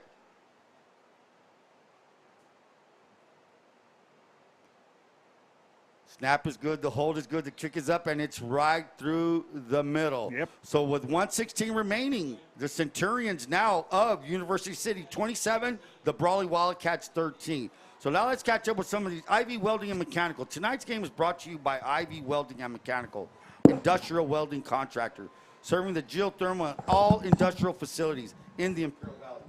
Ivy Welding, a proud sponsor of Valley Sports Network in El Centro. Call Fred at 760-482-WELD. That's W-E-L-D. Burgers and Beer, for the best burgers in town. It's Burgers and Beer at 260 North Imperial Avenue in El Centro. Open 7 days a week and serving breakfast, lunch, and dinner. Come watch the VSN game of the week at Burgers and Beer. I wonder if we're on tonight over there. I'd sure like to see that. CR&R Incorporated, environmental services. With recycling now more important than ever, CR&R Incorporated has developed an innovative recycling and reusable programs. CR&R Incorporated, the face of a greener generation. Let's recycle, people. So ID again. Remember what Dippy Doug says. Never swim in a canal, Manny. And always conserve energy during peak hours. Do your laundry early. So here we go. Set to kick for the Centurions is Calderon. Calderon set to receive is Daniel Camilo, number 6, and Damian Barker, number 2. The kick is kind of like a knuckleball that's going towards Camilo. Camilo at the 20, Camilo at the 25. Camilo will work his way up to the 29-yard line. I tell you, the coaching staff running it over across the field have figured out that in that double slot, they loosen up those slots a little bit, but they figured out that they've got the speed. So Brawley, to compensate, to help plug the hole from the out route coming in towards the middle, loosen those backers up a little bit. So what do? Boom, run up the gut. Yeah. And that's just the game of adjustments, Coach. Yes. You take away something, what are you giving me? What are you giving me? You're giving something up. You can't cover everything. That's you right. can't cover everything. That's right. So now 1st and 10 for the Wildcats. Motion's out, empty set. Gutierrez is looking. There's that quick motion. Nice scramble. He's got lots of green. He's going to launch it. He's open. That's Camilo. Camilo. Look at all this. the way to the 20, 30-yard line. So with inside a minute now, 59 seconds remaining. Big shot, lots of time. Hold the phone, Mama. What a great scramble by Ethan Gutierrez. Got out of there. Hey, Coach, instead of just saying, I'm going to take it, he great just kept his job. eyes downfield, found an open receiver, and a timeout now. That young man is a football player. The Wildcats called a timeout with 59.9 seconds remaining. 27-13. They're at the 30-yard line. So with that being said, with this kind of game, you may need Reach Medical Response Service. Donnie Wharton reminds you that when seconds count, you can depend on Reach Medical Transportation Service. Ojeda Industries, Tony and Patricia Ojeda, serving the Imperial Valley for all your industrial and agriculture needs, such as hydraulic service and repair. Located in Brawley at 1698 Jones Street. Havens Landscaping, Havens and Sons Trucking is located at 603 East Main Street in El Centro and specialized in gravel, rock, and stone. And for all your landscaping material and needs, call 760-352-6735. Coach, 59 seconds remaining. Wildcats at the 30-yard line. You have 2 timeouts left. Do you have time to run the ball? Yes, you do. If you got 2 timeouts left, yes. Let's see what the Wildcats do. We have trips on one side. But I have a feeling they'll set it up by throwing. Gutierrez looking. Gutierrez he don't even step back. Bounces on his feet, throws it out to Platt, and that's a good defensive play. Hey, the kid played that well. Used the sideline as another defender. This corner over here is a great defender. He's had him covered like a blanket. And giving up a lot of size. Yes. I mean, he's just a kid that played good technique. And, that, once had a DB coach said down, that sideline is another player. Flag. Holding. I did not see the flag. I was looking at I didn't see it either. I was looking at the protection, and the protection I thought was good. I didn't see any holding. That doesn't mean it wasn't there, but I didn't see it. So it was a hold.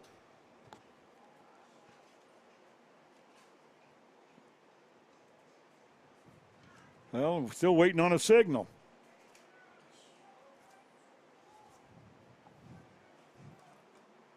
Well, come on, officials. So here we go now. Give us a signal. So we're going to assume it was a holding call.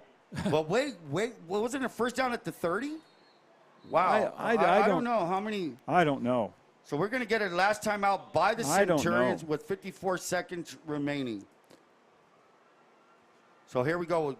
Top Notch Barber. Visit Big Chris at 317 Wake Avenue in El Centro for a one-of-a-kind haircut. Fresh fades, always a cutaway, top-notch barbershop.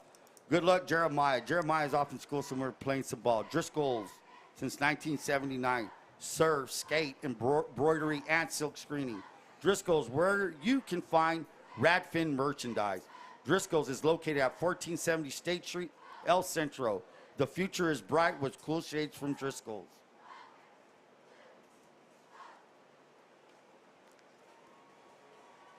So now the Wildcats with 54.6 seconds remaining. They now find themselves with the first. Now, I just want to know how it was a 1st and 10 at the 30. You're now what? I'm still trying to figure this one out because there was no. We still don't know. 15 yards. We still don't know what the call was. We didn't. Nobody caught the signal. We have 2 spotters so either way, the Wildcats now have the ball. It's still in great territory at the 43-yard line, but you would take the 30 any day of the week instead of the 43. So here we go. Gutierrez is looking. He's going to shoot that ball out quick out, and is that complete? It's a catch. It's a catch. Makai Washington at the 39-yard line. Okay, Clock is running. They have ball. 2 timeouts left. Cats are kind of getting lined up. 40 seconds. Platt running to the other side of the field, taking some time off the clock. 32 seconds remaining. Gutierrez looking. Gutierrez has time. He's going to step up. He's going to run. He's at the 30. He's at the 25. He's at the 20. Comes back at the 15. Finds his way to the 10. Look at this. Dances in. Falls down at the 6. So that's another big 17-7 left. 17-7. Yep. 2 timeouts remaining. Hey, everybody's back is turned. The DBs are running with receivers, making me think, hey, cover 1. Exactly. Man on man. Exactly. If you're in a zone, you can see the guy leave. But when you're scattered like that, but great decision making by that quarterback, Coach. I've said it. I mean it. Great ball player. 17.7, and the Wildcats do call a timeout. So about this time right now. He makes great decisions. Great decisions with this kind of air. Arctic air conditioning and heating. At Arctic Air, we know that having the right people on the job is just as important as choosing the best equipment. Our York-trained professionals provide you with top quality equipment, skilled installation, and an expert analysis of your comfort needs. Contact Arctic Air Conditioning and Heating at 352-8855. Again, if you have a kid out there lettering,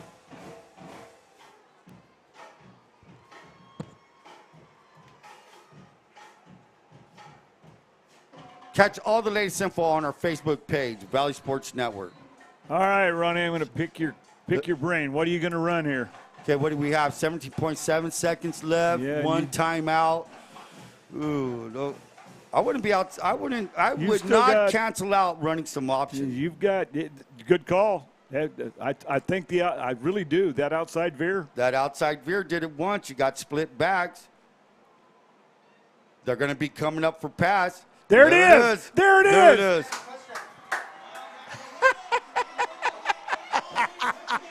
Outside veer. There it was. 14.3 seconds remaining. The Wildcats find a way to get it in. And believe me, we didn't have any inside information on that play. So 14.3 seconds remaining. We now have the Centurions of University City 27, Brawley Wildcats 19. Urbano set to kick. So that was something, what got Brawley down there was a pass, and here's Urbano, kicks it up, and that should be right down the middle. So it's 14.3 seconds remaining. Don't go anywhere. We now have the Centurions 27, Brawley Wildcats 20. It was there.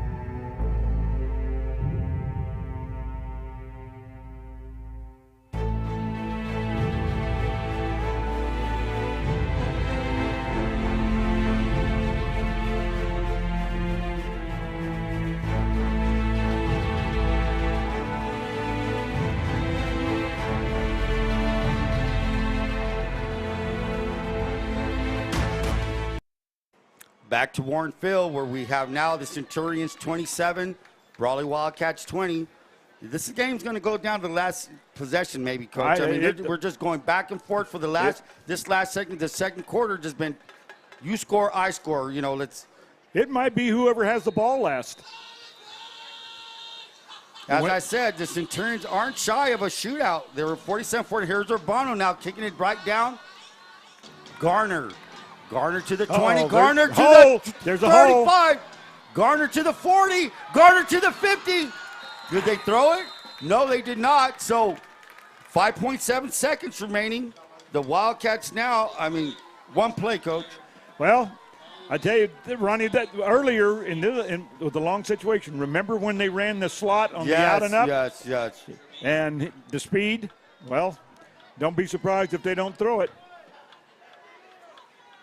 And they threw it to their left, Brawley's right, earlier. The Wildcats now in a little. Are they in a prevent? No, they're not. Well, the safeties are back quite a ways. Man, they've got quads total on the left side. That empty backfield. Yeah, totally. Caden Dawson down here, number 88, all alone. No rush. And there's the gun. They go get it. And it's incomplete. So with that, we're going to end one heck of a first half. Good coverage. Good coverage by the Wildcats. We end the first half with the Centurions of University City 27, Brawley Wildcats 20. We'll be right back.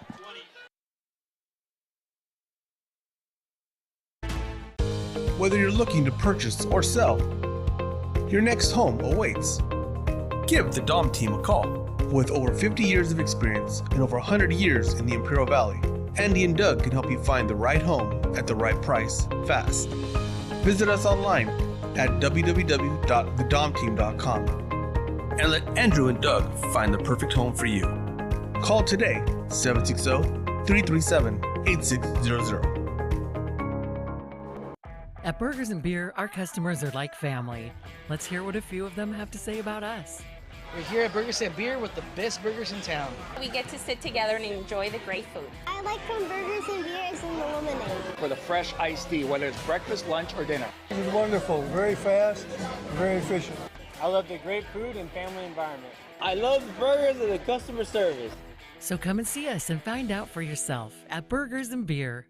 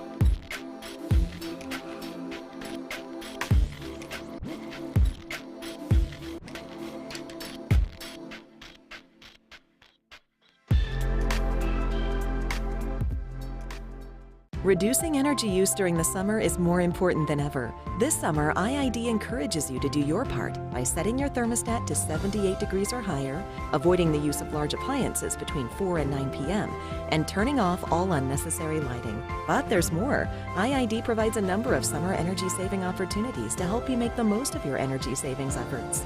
Check out our tips and energy saving guides at IID.com. Let's work together to stay cool and save energy this summer.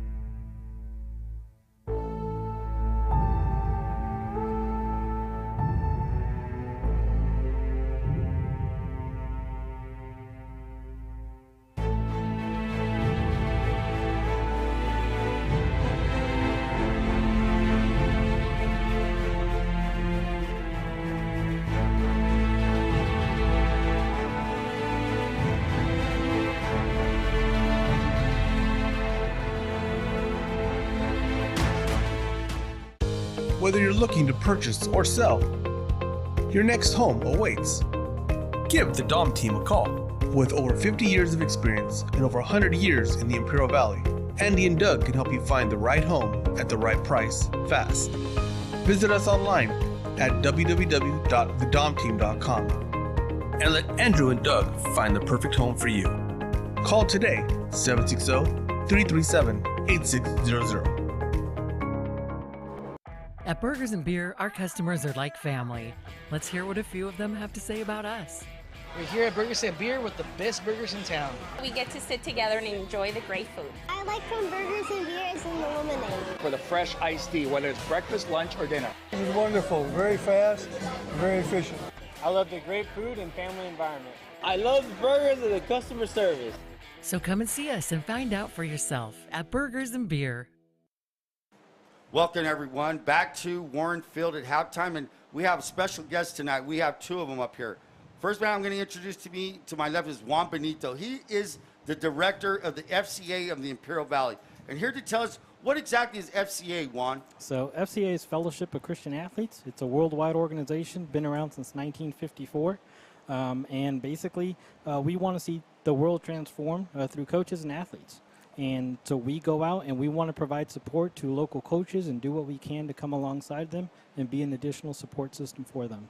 And that's a great plan, Juan. So what are some of the, how do you approach the high schools? I mean, how do you get high schools to participate in such a beautiful association group? Believe it or not, we're having them reach out to us. We're having them reach out to us and say, hey, how do we get FCA on our campus? And actually the issue we've had right now is getting enough volunteers and the monetary resources to do it. We are a local mission. We're supported by local pastors, local churches, local businessmen, local families that believe in what we do. And currently we are on 5 campuses. We have ambassadors at each campus. It's our point of contact person. And we're working right now with 700 athletes weekly throughout the Imperial Valley. Wow, and you know that's an amazing feat. This is actually all news to me, and actually, in talking about ambassadors, I met John Bunda on during, pardon the phrase, Hell Week. Yes. During the summer weeks of practice, I met John Bunda. Billy Brewer brought him up, and little did I know you were the ambassador. I didn't know you were introduced as that title.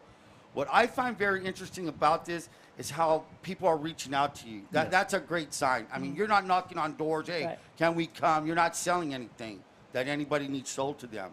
And so you depend on, well, before I ask that question, so what is your job, John? What do you do once being an ambassador at the campus? Yeah, my job is just to be the main point of contact for Brawley. Just here to kind of manage volunteers, build up leaders to serve the teams.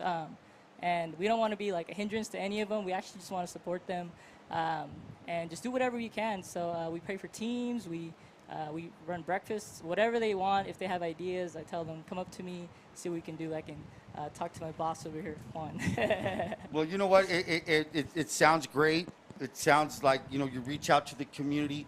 So all religions, all churches are involved, correct? Yeah, we have different people that come and join us. I mean, our doctrinal statement is based on Christian faith, but we don't push anybody away. We are open. We invite people in to be a part of what we're doing and listen to what we have to say and what we have to present.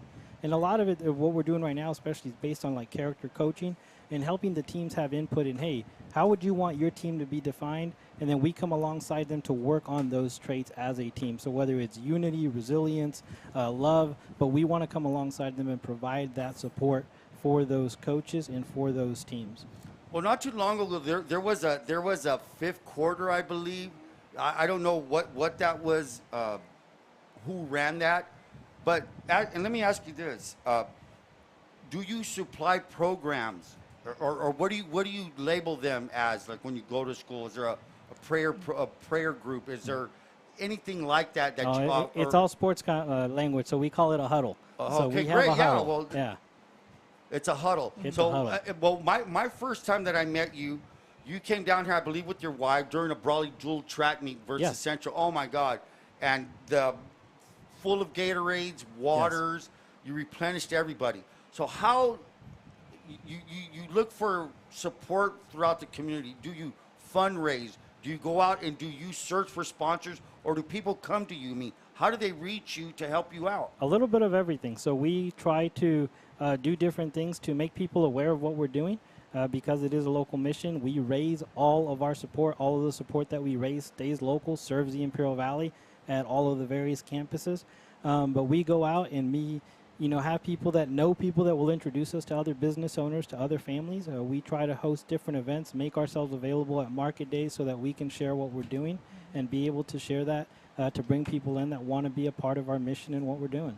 Well, you know what? You're spreading the good word, and, with a lot of the kids, I mean, it's a great thing that you're doing. And, John, I think I've seen you around before. And I'm passing you on Highway 86 or somewhere in traffic, and with a big smile on your face. And then one day, I mean, I'm not going to give you I'm not giving you an ad here and everything, but I said, is the student the instructor? So I'm not going to say what it is, but I know I've seen you around before. Yeah, definitely. So that may help business out a little bit. I mean, we're not going to give you the name of the business, but being up front, not the man upstairs is looking down on me. I'm not, not pushing things around. Yeah. So that's a very good business. Well, guys, this being said, you go to all sports, boys and girls. Yes. What do you do during the off season? Like when there's no school, do you guys keep the program alive? I mean, we have the summer programs. Every high school is involved in weightlifting. There's summer leagues. There's summer leagues going on. So do you go year round, basically, is what I'm saying? Yeah, there's no off season. We have, of course, there's club, there's league sports, there's so many other things that go on. We make ourselves available there, even though right now we're exclusively on the high school. And actually, we reached out. We're IVC this year as well, too. Nice. We're looking to get involved with 13 and under and just – Billy Graham was quoted as saying that a coach will impact more people in 1 year than the average person will in a lifetime. I love it. So if we can go alongside and be a support for those coaches and help them to see that, you can make a lifelong, eternal impact in the life of this athlete that you're working with and be able to impact them, we want to do that at all levels. So there is no off season. We continue to work. And then through FCA, we actually host different sports camps where we bring out Division I coaches, athletes, professional athletes, to host these camps. They're specialty camps based on sports. We had 9 Valley youth go up to Point Loma for a camp just a few weeks ago. And so we try to coordinate with San Diego, LA County, and do what we can to get our kids as much exposure, experience, and good resources that we can. Well, you know what, Juan and John, I mean, it's a great job that you're doing. Your work will never end. And spreading the good word and getting everybody involved. How does somebody reach out to you? I mean, is there a contact number, something that we could promote you or? They can reach out to me, 760-678-8608. But Instagram, FCIV, Facebook, everybody seems to find us on there. My wife does a great job of putting everything that we're doing on Instagram to share with people. So you can find us on there or reach us by cell. Hey, well, guys, it was great meeting you. Definitely. And John and Juan, I just love what you guys said, and keep up the good work. Thank you. We hate to rush you, but we're back on. Awesome. We understand. And keep doing the good work, man. We love that Thank very you. much. Let's get back to the game. Thank you very much, guys.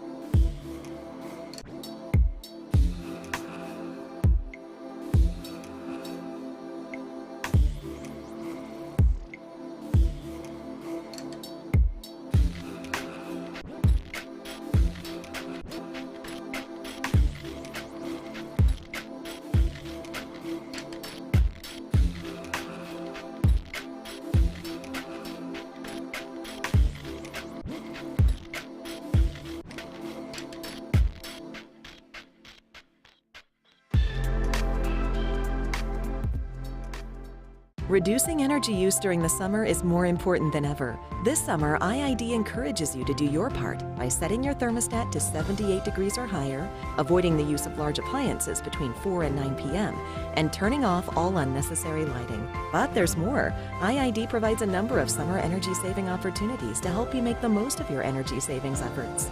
Check out our tips and energy saving guides at IID.com. Let's work together to stay cool and save energy this summer.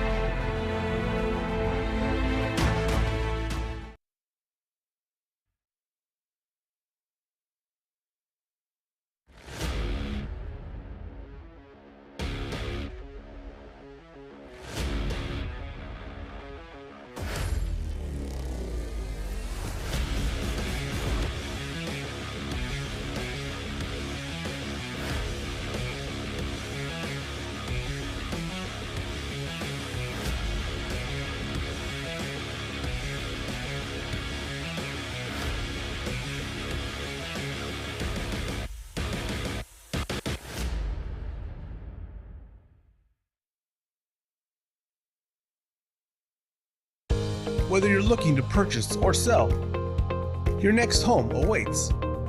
Give the Dom team a call. With over 50 years of experience and over 100 years in the Imperial Valley, Andy and Doug can help you find the right home at the right price fast. Visit us online at www.thedomteam.com and let Andrew and Doug find the perfect home for you. Call today, 760-337-8600. At Burgers and Beer, our customers are like family. Let's hear what a few of them have to say about us. We're here at Burgers and Beer with the best burgers in town. We get to sit together and enjoy the great food. I like from Burgers and Beers and the lemonade. For the fresh iced tea, whether it's breakfast, lunch, or dinner. It was wonderful, very fast, very efficient. I love the great food and family environment. I love the burgers and the customer service. So come and see us and find out for yourself at Burgers and Beer. Welcome back to Warne Field here in Brawley, California. We're about to get ready to set off the second half. If it's anything like that first half, Coach, what do you think, man? It's going to be whoever has the ball last. It's amazing, back and forth. You've got a very large physical university team, and you have a very in-shape Brawley team. Nice. And they're just knocking heads.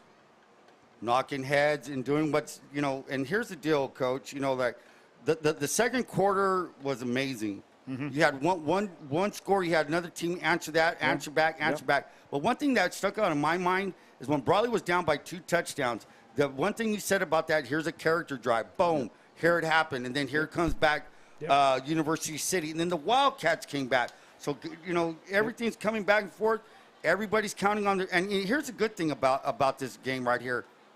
Your top players are playing top ball right now, it seems like. Yes. You've got kids that were, that what brought you to be 1-1, however it may be.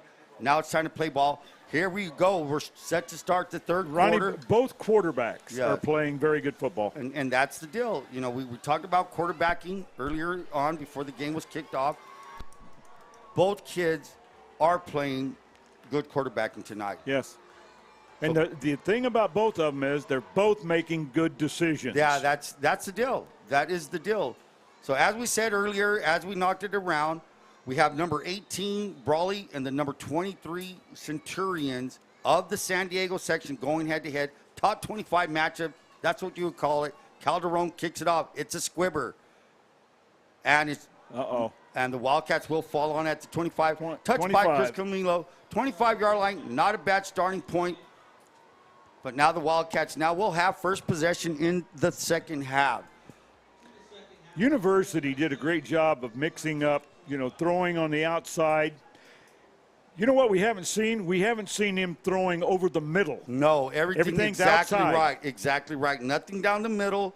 Everything's been a perimeter passing towards the sideline, and it's been paying off. Right. Why change it? And what do they do in the middle? Run. So you have a great offensive line, as Coach indicated. Right up to warm-up, Coach was impressed with the linemen that are on there. Take a look at number 1. That's Philin Sullivan. So here we go. Wildcats now first possession of the third quarter. The give is to – no, it's not. Oh, he did it again. Moreno, and there's the little Houdini act by Gutierrez. Pulls it from Moreno, runs it out for an 8-yard gain all the way out to – let's say the 33-yard line, second down and 2 for the Wildcats. Did you see the reaction of the outside backer dropped off? He took the bait. He sucked inside. Sucking inside to stop that run, because that's what you see. You've seen that. They haven't seen this. I mean, in their last 2 opponents, option was something they have not seen, and you can't practice well against that in practice. There's no way you can practice against that. Yeah, you got it. It's a man-for-man defense. 11:22 remaining. As we said, this is the first. If you just joined us, it's been a barn burner so far. The Wildcats now, Gutierrez looking. It's a quick out to nice pass. Washington knocked out by, now, that's 0. I believe that's number 0. You know what was nice about the throw, Ronnie, was over the backer and under the corner. Sure. And quick decision. I'll take this. Don't get greedy. Just get some yards. Yes. Very nice pass. That is a touch pass. First and 10 for the Wildcats, now at the 39-yard line. 11:10 remaining. It's been a long game. It's 8:45. Ball kicked off at 7 o'clock. Gutierrez with trips to his right. Single receiver down low will be. Bottom of your screen is Platt. Single back is Moreno. He shoots that out to Washington. Flanker screen, Coach. Gets 5. He gets 5. It's like a long handoff. And nothing wrong with that. Now when that ball, you're completing passes, what does that do for your running game, Coach? Well, it opens it up, because you have to take and drop people off to cover that, which is going to weaken you in the middle. The thing to look for in the second half, signals of a little bit of wearing down. Not that it's happening now, but just keep your eyes on the visitors. Will they melt in this So far, heat? they haven't. They haven't. And the give is there to Moreno off the right side. There it is. Yep. Moreno, you got a first down. There it was. So the Wildcats started this drive, I think, at the 25. 25-yard line. They moved 25 yards. They're now at the 50-yard line. Wildcats getting a first down, 10, 20, and ticking. I am still very, very impressed with Brawley's line up front. Great job. Great job, Brian Porras, Julius Diaz, Ronnie Rosales, Isaiah Gomez. Bobby, if you're listening, you did a great job with them. David Martinez. So here we go. Doubles on both sides. Moreno is the back next to Gutierrez. Look at that, just time. All day. A little bit of a rush. Now they've kind of figured out, well, you can't. Yeah, nice. And I tell you, he had nobody open deep. He didn't force it.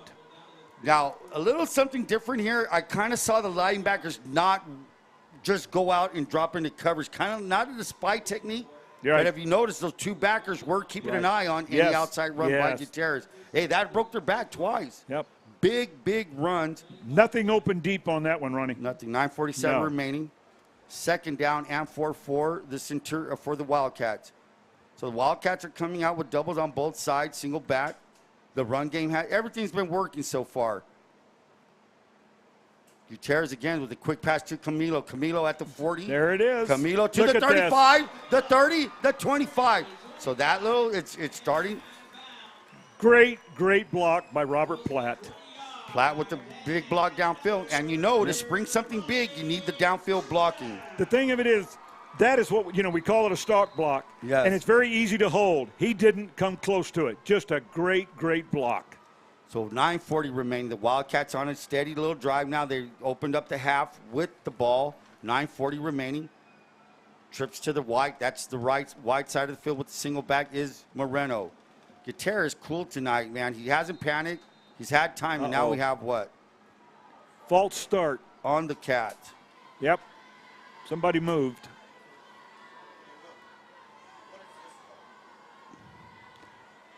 This has been a relatively flag-free football game. It sure has, Coach. And, you know, it's just been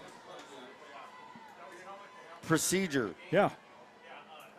The kids have played ball. Clean football game up to this time Yes. right now with 9:40 remaining. Trips to the right for the Wildcats. Moreno is the single back. They give us to Moreno. Moreno tries the middle of the field, and he's going to work his way up to the 20. So they got more than half of that yardage back. Who'd you see open up a hole there, Coach? You know what? That time, Ronnie, I was not looking at the line. I was watching because I had a feeling, I just did, that he was going to hand the ball. I was watching the back. He did a great job with the footwork. Sure Stutter, did. stutter, Sure stutter, did. Sure boom. did. Sure did. The quick feet action there. Yeah. 9:13 in ticking. The Wildcats, as I said, this is the first possession of the second half. Doubles on both sides. Wide side to the right of Gutierrez. And there's the pull. There's the pull. The end and bit. there he goes. Gutierrez to the 10, inside the 10. The end bit again. Great ride. And the thing, it just freezes them. It just freezes. And you have to give credit for the back on the fake and Ethan Gutierrez on the fake. Great job. Great job for the Wildcats. 8:55. Clock has stopped for the first down. The Wildcats inside Centurion territory at the 9-yard line. 8:52 remaining. And we're looking at another score coming up here. We could see. And we may have a timeout by the Centurion defense. We're with split backs again in that set. With that being said, now, Letterman and Bros. For all your custom Letterman jacket needs serving Yuma and Imperial Valley, call Letterman and Bros at 760-693-5034. The right choice for your Letterman jacket. Get your kids those jackets they deserve. Here we go. Isquer Realty. Isquer Realty is your hometown real estate office in Calexico and serving the entire Imperial Valley. Go see Mark Isquer at Isquer Realty. 760-357-9707. Isquer Realty, the mark of excellence. Now here's a funny one here. Not funny. IID is your local public water and energy company, providing reliable water service and energy to Imperial Valley 24 hours a day, 7 days a week, 365 days. The IID is keeping the lights on and the water flowing in the Imperial Valley. Subscribe to our VSN YouTube channel and follow VSN on Instagram. So all this action taking place, we got ads reading, we have visitors here from the FCA. It was a great interview. I mean, not an interview, but great information by John Bunda and Juan Benito. So if you're out there and you want to help support a worldwide activity, let's do it, FCA. Here we go, Wildcats now. Split backs. Split fumble. Backs. You're kidding. They were going to run the outside veer again. Was it a fumbled snap? It was in the exchange. In the exchange. Yes. So yeah, the interior of that defense kind of tightened up after that timeout. That's what you want to do. But it was going to be timeout. Yes, but it was going to be Ronnie. It was going to be the outside veer again. And that's where they struck them the last time, right before half, was that outside veer, right at the same field. Yep. You know. And to the left again. And to the left. Once you get a kid that's out there wanting to make a tackle, you know, you just. Well, down there, as you well know, you are so tense because you have no ground to give up. Exactly. And you just react. You react.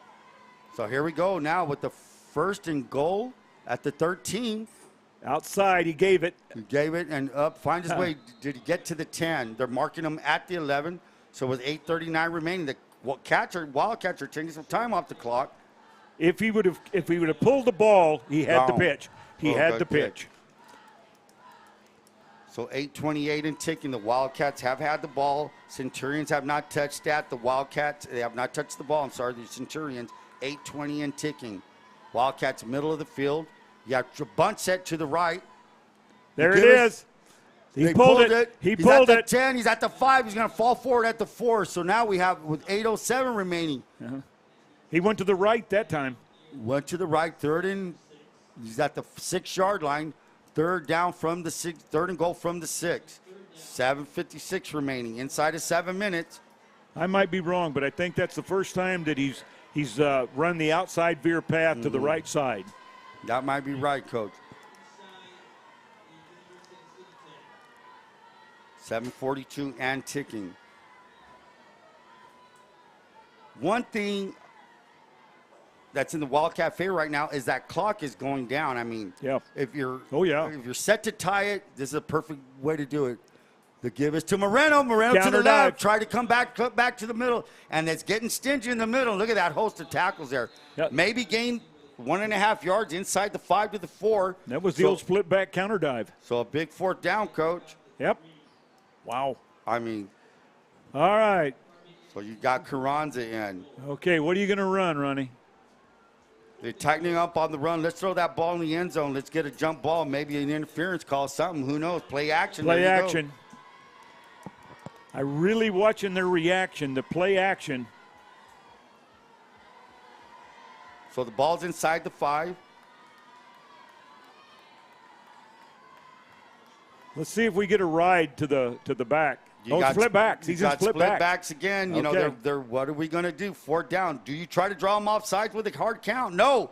Moreno off the right side and nothing doing. Nothing there. Doing. And after that timeout, there's the inside, the interior defense has stepped it up. University got tough. They got tough. Hey, that was a great, just like the Wildcats on the certain drives, right there was a great stand once they got outside that inside goal. Hey, but what hurt that was a penalty. Didn't the Wildcats have a penalty? And there we go. There you go. Little things lead to? Yeah, something big. So here we go. 1st down and 10 for the Centurions. Yep. 27-20 game. You chewed up half the clock of that quarter for nothing, but you have them deep in their territory at the 4-yard line. So let's see what Coach Lawrence has set for the Centurions. And now we're going to have a timeout. Wow, are they going to burn their second timeout in the 3rd quarter? So with the timeout. Yes, they did. With 6:26 remaining, before they can touch the ball, we have a timeout.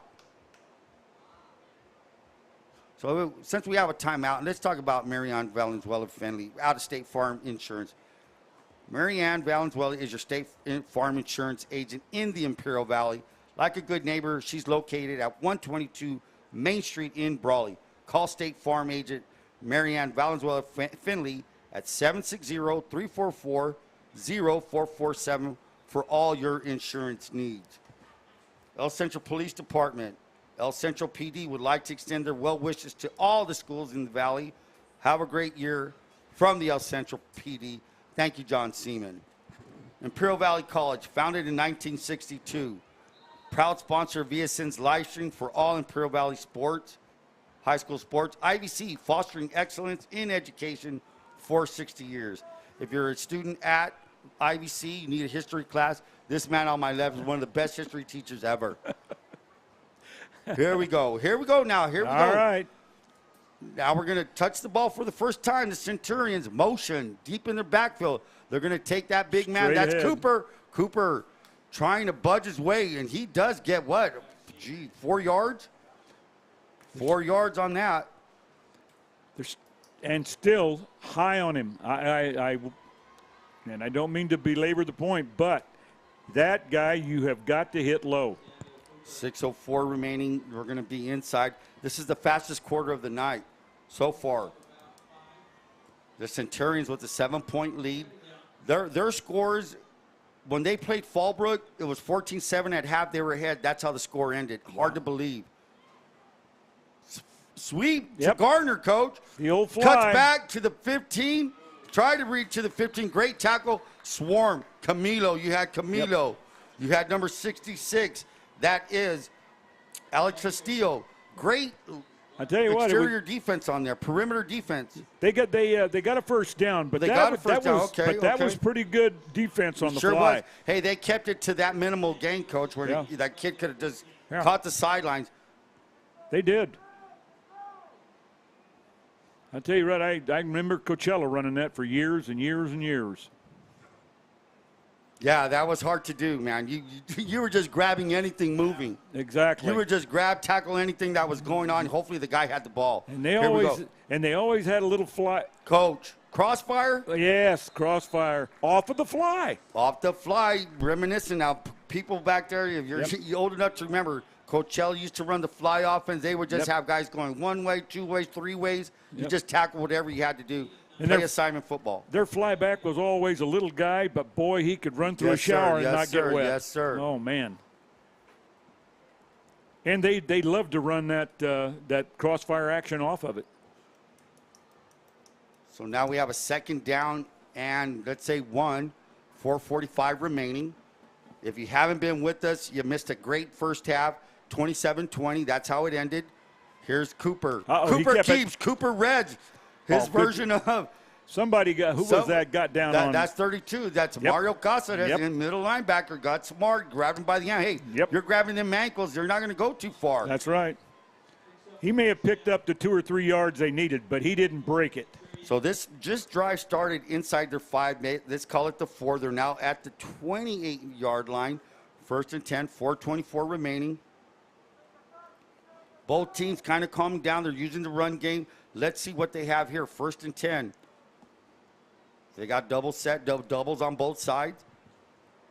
Gossett is showing a blitz, backs off. Double slot. And there's a pass, a quick shot out to Garner. Garner at the 40. He's at the 50. Cuts back to the 45. Spins. He's gone. He's gone. He's 30, gone. 20. The flank is trying to catch him. He doesn't. Touchdown Garner. That kid has got jets on both sets of feet.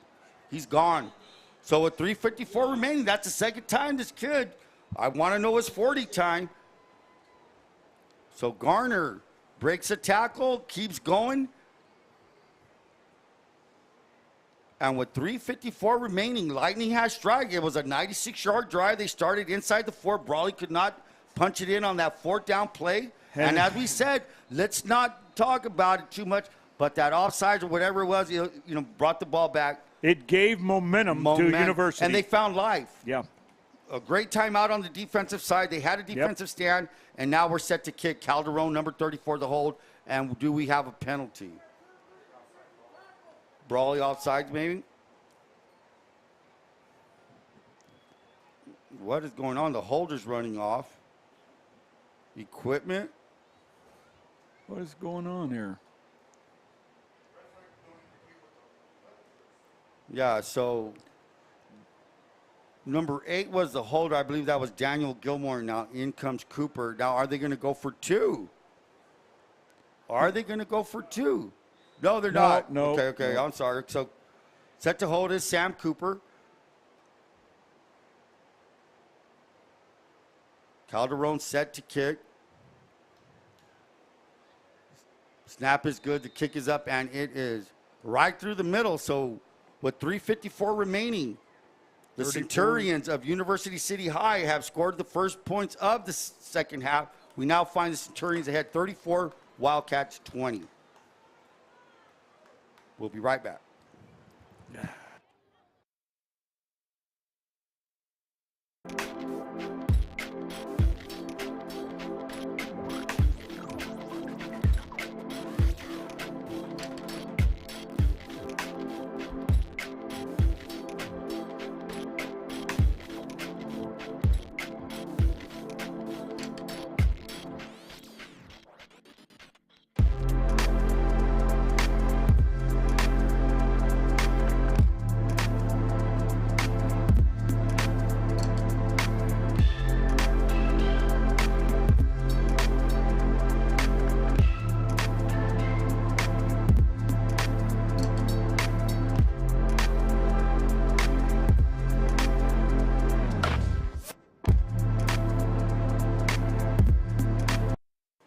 Welcome back, everyone, to Warne Field. 3:54 remaining in the third quarter.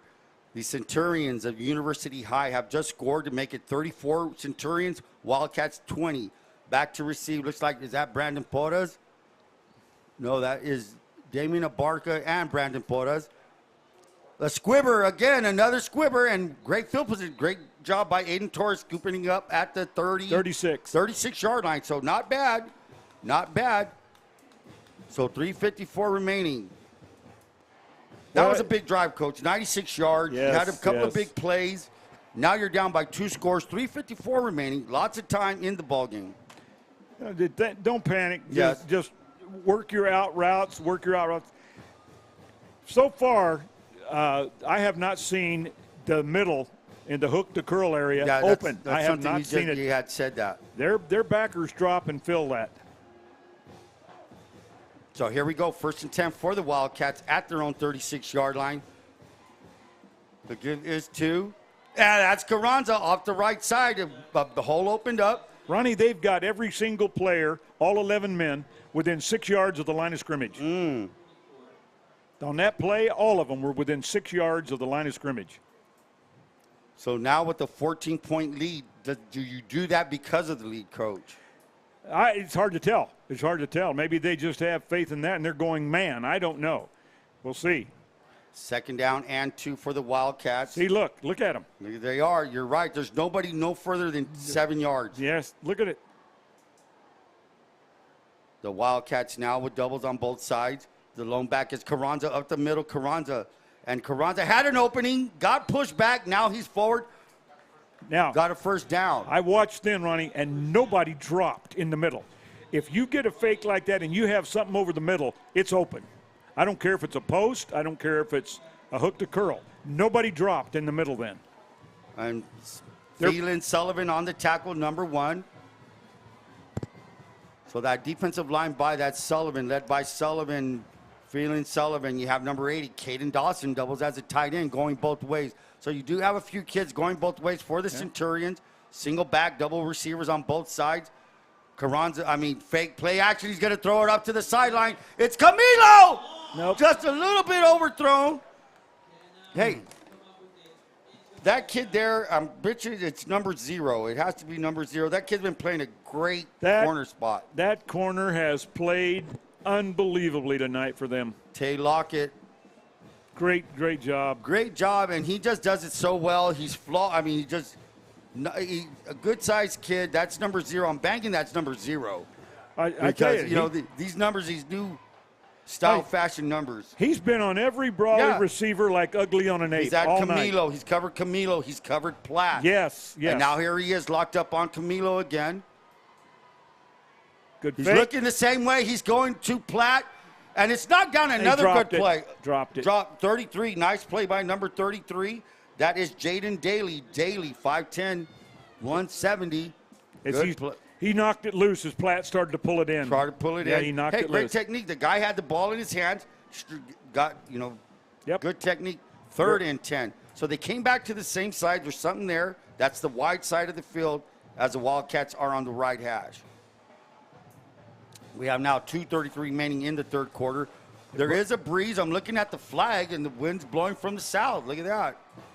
At least the air is moving. The air is moving. So here we go. 3rd down and 10 for the Wildcats. Ball is at their 47-yard line. Doubles on both sides. Carranza single back. Carranza swings out. He's going to bounce out. Nice move. And that's where they open up the field. He's going to launch it. He's open. Oh, he it's underthrew picked him. off. He underthrew him. I was kind of thinking he may have crossed the line of scrimmage, but maybe not. It's a pick. I don't think he did. It's an interception with 2:25 remaining. That's the first bad ball I have seen him throw in 2 games that I've watched. So with 2:25 remaining, the Wildcats, it was a 3rd and 10. That could be just maybe like a punt, maybe, if you want to look at the positive side of that. Yes. Oh, yes. So now the Wildcats will give the Centurions a ball at the 17-yard line, 2:25 remaining. Brawley's got to play defense here. And now there's a stand. We've said it before. Character drives. Yeah, they've got to play defense here. The Centurions did it last time, and, it was good stuff. They had a goal line stand, if you want to call it that. Yes. So here we go. We have double receivers for the Centurions. 2:25 to go in the 3rd. Samuel Cooper is your quarterback. That's number 4. The kid's being recruited as an athlete and as a linebacker. Fakes again. His helmet pops off, takes a look at the defender, and what does he do? He takes a knee. Yeah, he pulled it. And Brawley didn't bite on it. And I was looking if he would have given, and the hole would not have opened. Ronnie. Had he pulled It looked like it, but Brawley had 2 defenders there to take the dive back. I call him the dive back, the give back. Now, I always thought there was a high school rule that you had to come out after your helmet came off. I don't know. And maybe that's what they might discuss. I'm not too sure. I do not know. I do not know. So with 150 remaining, the Wildcats are behind 34-20. The I guess Centurions. And yeah, they do make him come off. Okay.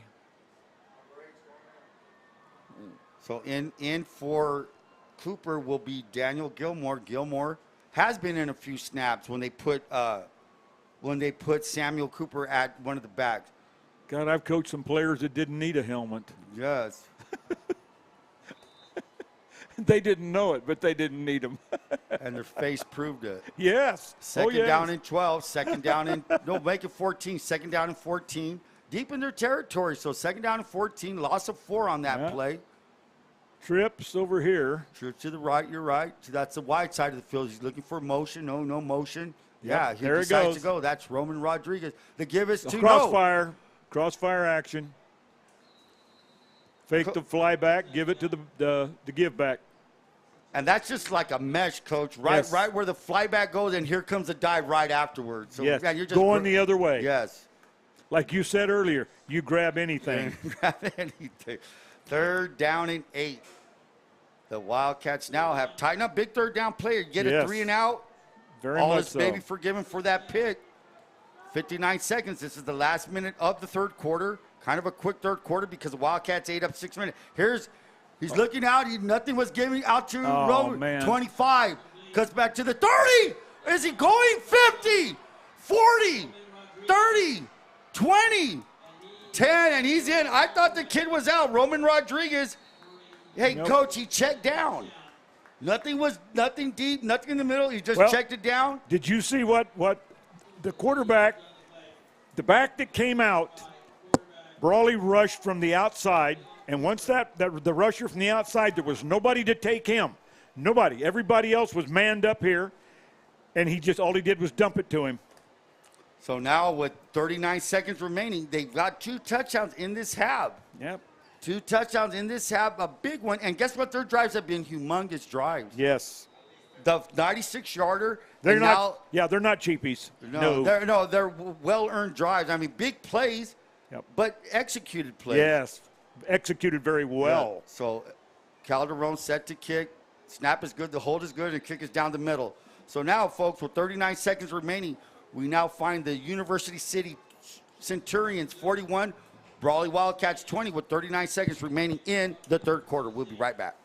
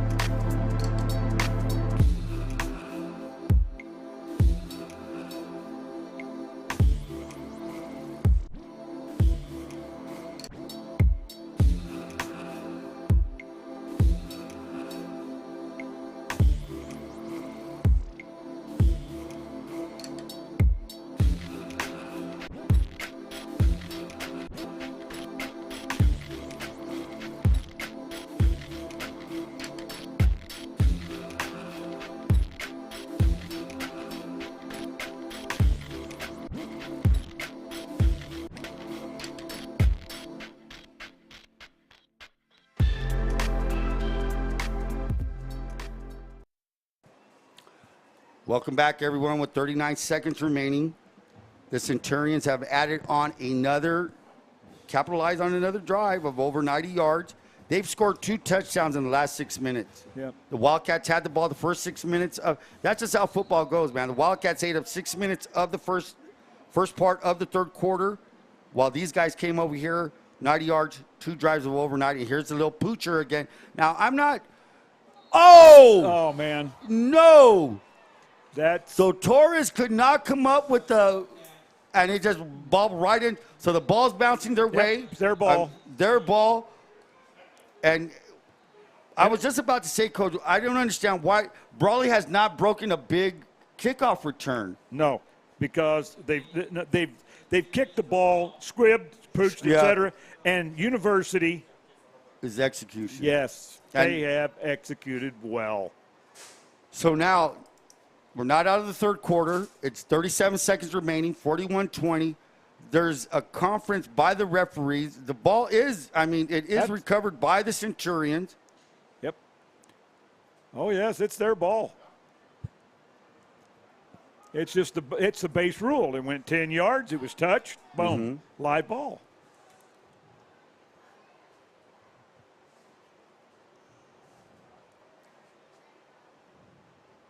Wait a minute. I don't know what is being discussed. They couldn't have called him when he tried to field it with his knee on the ground. They couldn't have called that. No.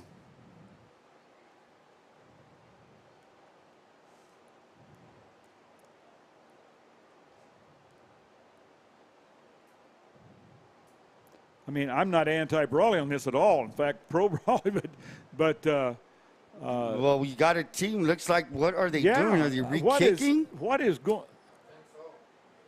Why? Well, let's see what happens here, but yeah, it's a re-kick, and I don't understand this. So what could have, I'm guessing inadvertent whistle when the ball was in the air. I'm only guessing that because that's the only reason they would take it back and replay when the ball was in the air. Is it what was in, Will? I'm guessing inadvertent whistle when the ball was in the air. Ah! Might have called a fair catch. That might be it. Might have been it. Might have been it.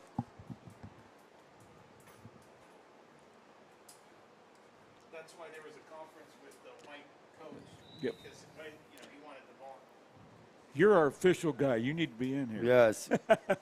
I will give, we're not going to assume anything, but we just had a great explanation. Yep.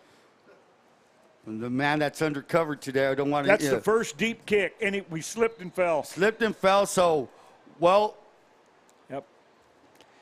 See, before this, they've squibbed, they pooched. Now, the kicking game played a big part right now. Yes, it has. It really has. Yes, it has. From what started out missing an extra point, but man, on their kickoffs, they really do. Brawley has had no field position on the kickoff return. And this is like their second time starting inside the 15. Yes. And now inside the 10, actually, at the 9. So, hey, 35 seconds remaining in the third quarter. The Wildcats find themselves down by 21 points. And Ronnie and I were told that possibly was an inadvertent whistle. Could have been. The kid may have fair caught it, who knows. But inadvertent whistle, replay the down. Yeah, so here we go. Gutierrez now. Ethan's in a situation he's going to have to throw. And he's looking for Platt. Platt to the outside. Oh. Boy, that's close.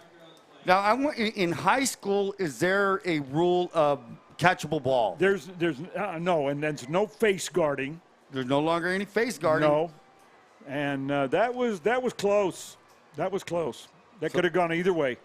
So, with the penalty, that gets Brawley out of the hole. Now they're going to be maybe at, let's say, the 20, if it's a 15-yarder, 24, 25-yard line. But, Ronnie, I tell you, Platt was not open. No, he wasn't. He was covered. But it seemed like Gutierrez decided he was going to go there no matter what because he just launched it. Yes. So now with 31 seconds remaining, Wildcats do catch a break with the PI, pass interference. Ball is placed at the 24-yard line. Wildcats now, the clock is a factor. If you're down by 21 points, you need to make something happen. You need to make something happen. Yes. Camilo on a sweep. Camilo. Nice cut. Nice cut back on the tackle there by number 31. That is Cameron Landeros and number 88. He picked up 7. Caden Dawson on the. Dawson has played a big game. He's been in there all night long, going both ways. Shuffling out number 75. That's number 75. James Red is going out. 88's been in there. 54. We haven't said much. Jack Stahl's been in there. I'm pretty sure. I'll agree with what you said when this ball game started. Their numbers are hard to read. Hard to read. It's a new style of number. So, hey, we're going to end the third quarter. So, at the end of the third quarter here at Warne Field, we now have the UCSD, the University City Centurions 41, Brawley Wildcats 20.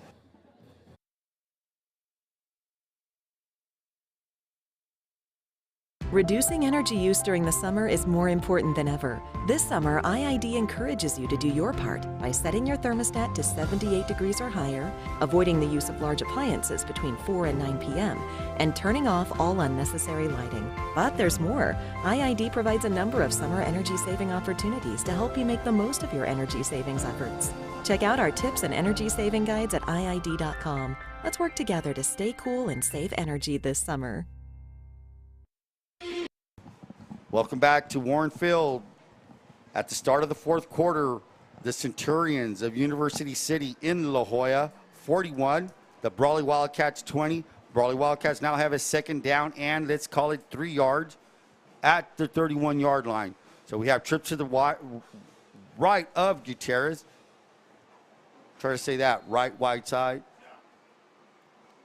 So here we go. Single back is Carranza. Receiver up top is Mr. Platt. The give us to Carranza. No. And here comes Gutierrez. He's open.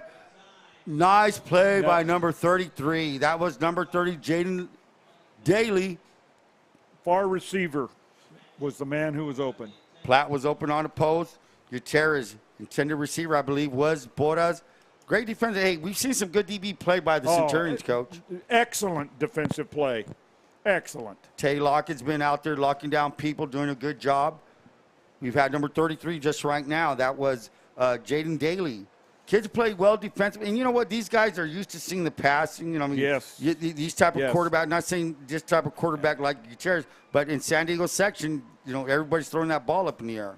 What tells me immediately that these guys are athletes is look how close they are to the line of scrimmage when the ball snaps. And yet they're covering deep.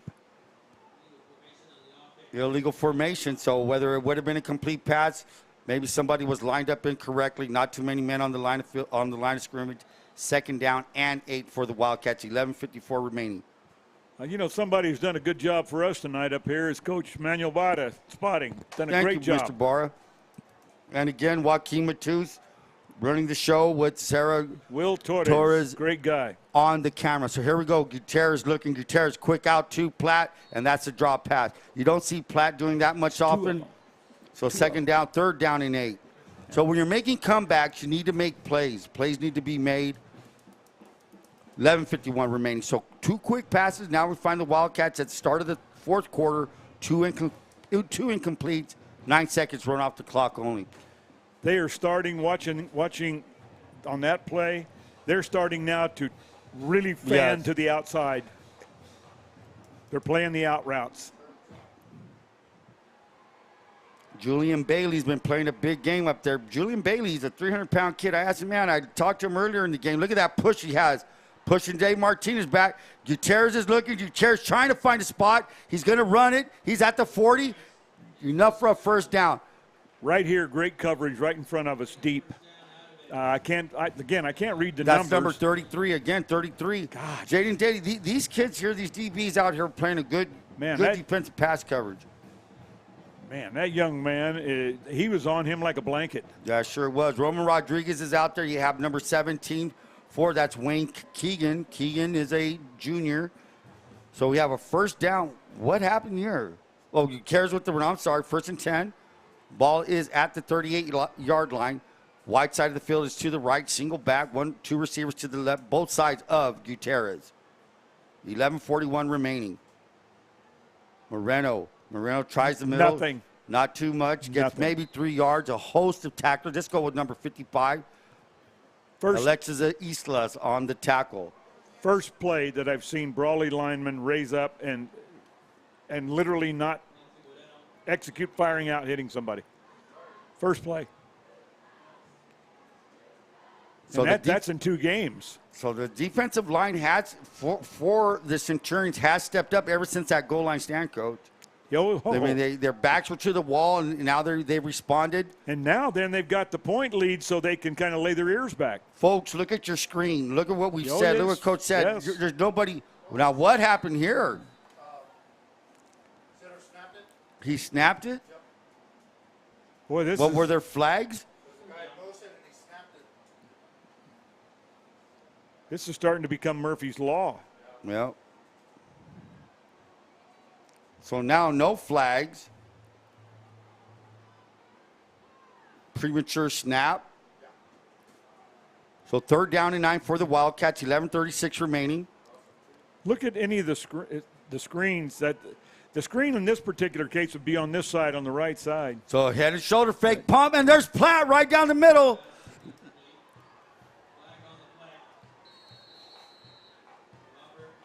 Now a flag on the play.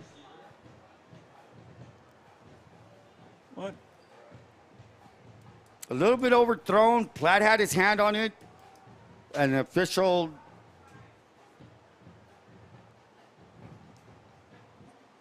personal foul. Helmet? Yes, personal foul, yeah.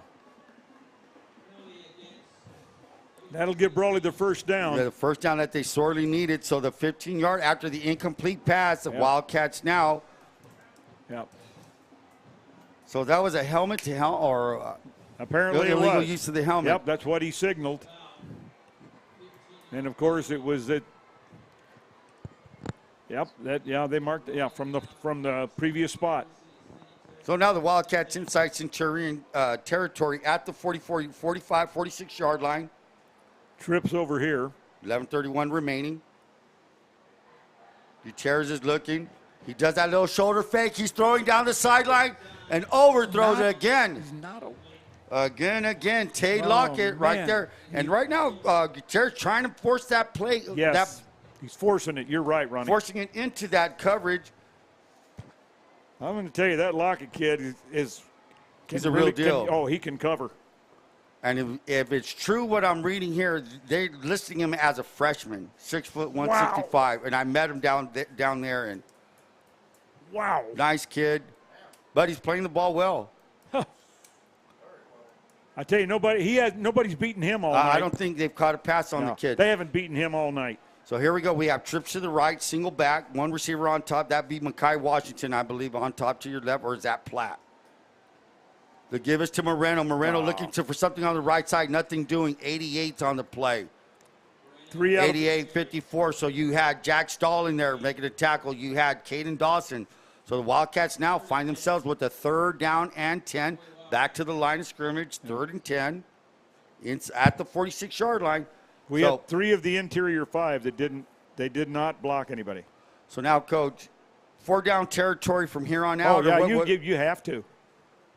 You have to.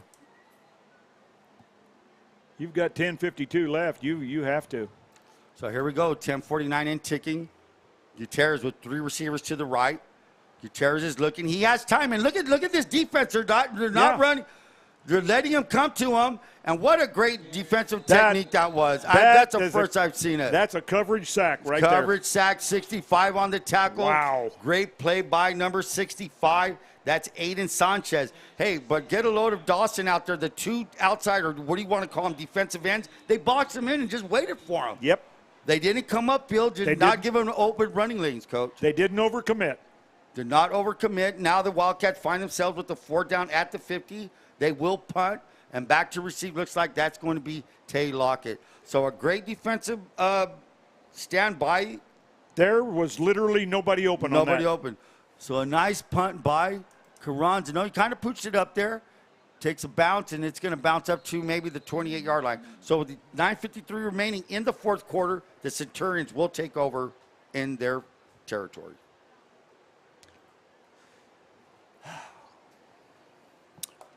Want to stay up to date with the latest in Imperial Valley sports coverage? Follow us on Twitter at Valley Sports Net, and make sure to have post notifications turned on. Intercare since 1970. Here we go. We'll come back to that. With 9:53 remaining, ball's back. The Centurions on the ball at the 26-yard line. 9:53 remaining. They have a 21-point lead as they lead the Wildcats 41-20. Motion by Garner. The give is to Harris. Harris comes back. Brought down by Casares and Platt. Brawley's putting 10 and 11 men in the box because they know that University is going to try to run the clock out by running the ball. So that's a defensive technique. Trying to get the ball back. Trying to get the ball back. Anything they can do. Ball's at the 28. He may have lost a yard. That's Harris. Sam Harris has a good game. One kid that did not play tonight was LaDainian Lawrence. Lawrence was their leading rusher, averaging about 88 yards a game. But Harris right now did more than well as Sam Harris. The running game of the Centurions is pretty good tonight, Coach. Crossfire action again. That looks like Roman Rodriguez. Yep. Gave it to the first man this time. Rodriguez taps his head, needs to come out, may have tweaked his ankle a little bit. The Wildcats now with 8:58 remaining. The clock is now working against them. You're down by 21 points. They have to have a break here, some kind, maybe a turnover. 3rd down and 8. You know, I'll say it. The University is just taking the ball game to Brawley tonight. They just, you would think that the weather would get to them, but they haven't skipped a beat yet. So here comes motion by Garner. Here comes toss it. Oh. So I don't know if that was inadvertent. He was tripped up. Corral, the pass was intended for number 11. That's Troy Bassler. And Bassler's been kind of quiet tonight. And Bassler, believe it or not, is their leading receiver tonight. For the season.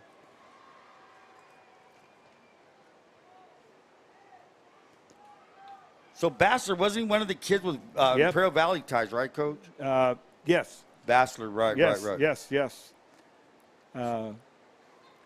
So what a connection, small world. Oh, I know. But the physicality, what we talked about before the game, has been the difference. It really has. And you said it right, Coach. The size of University City, and then the strength of the Wildcats. Man.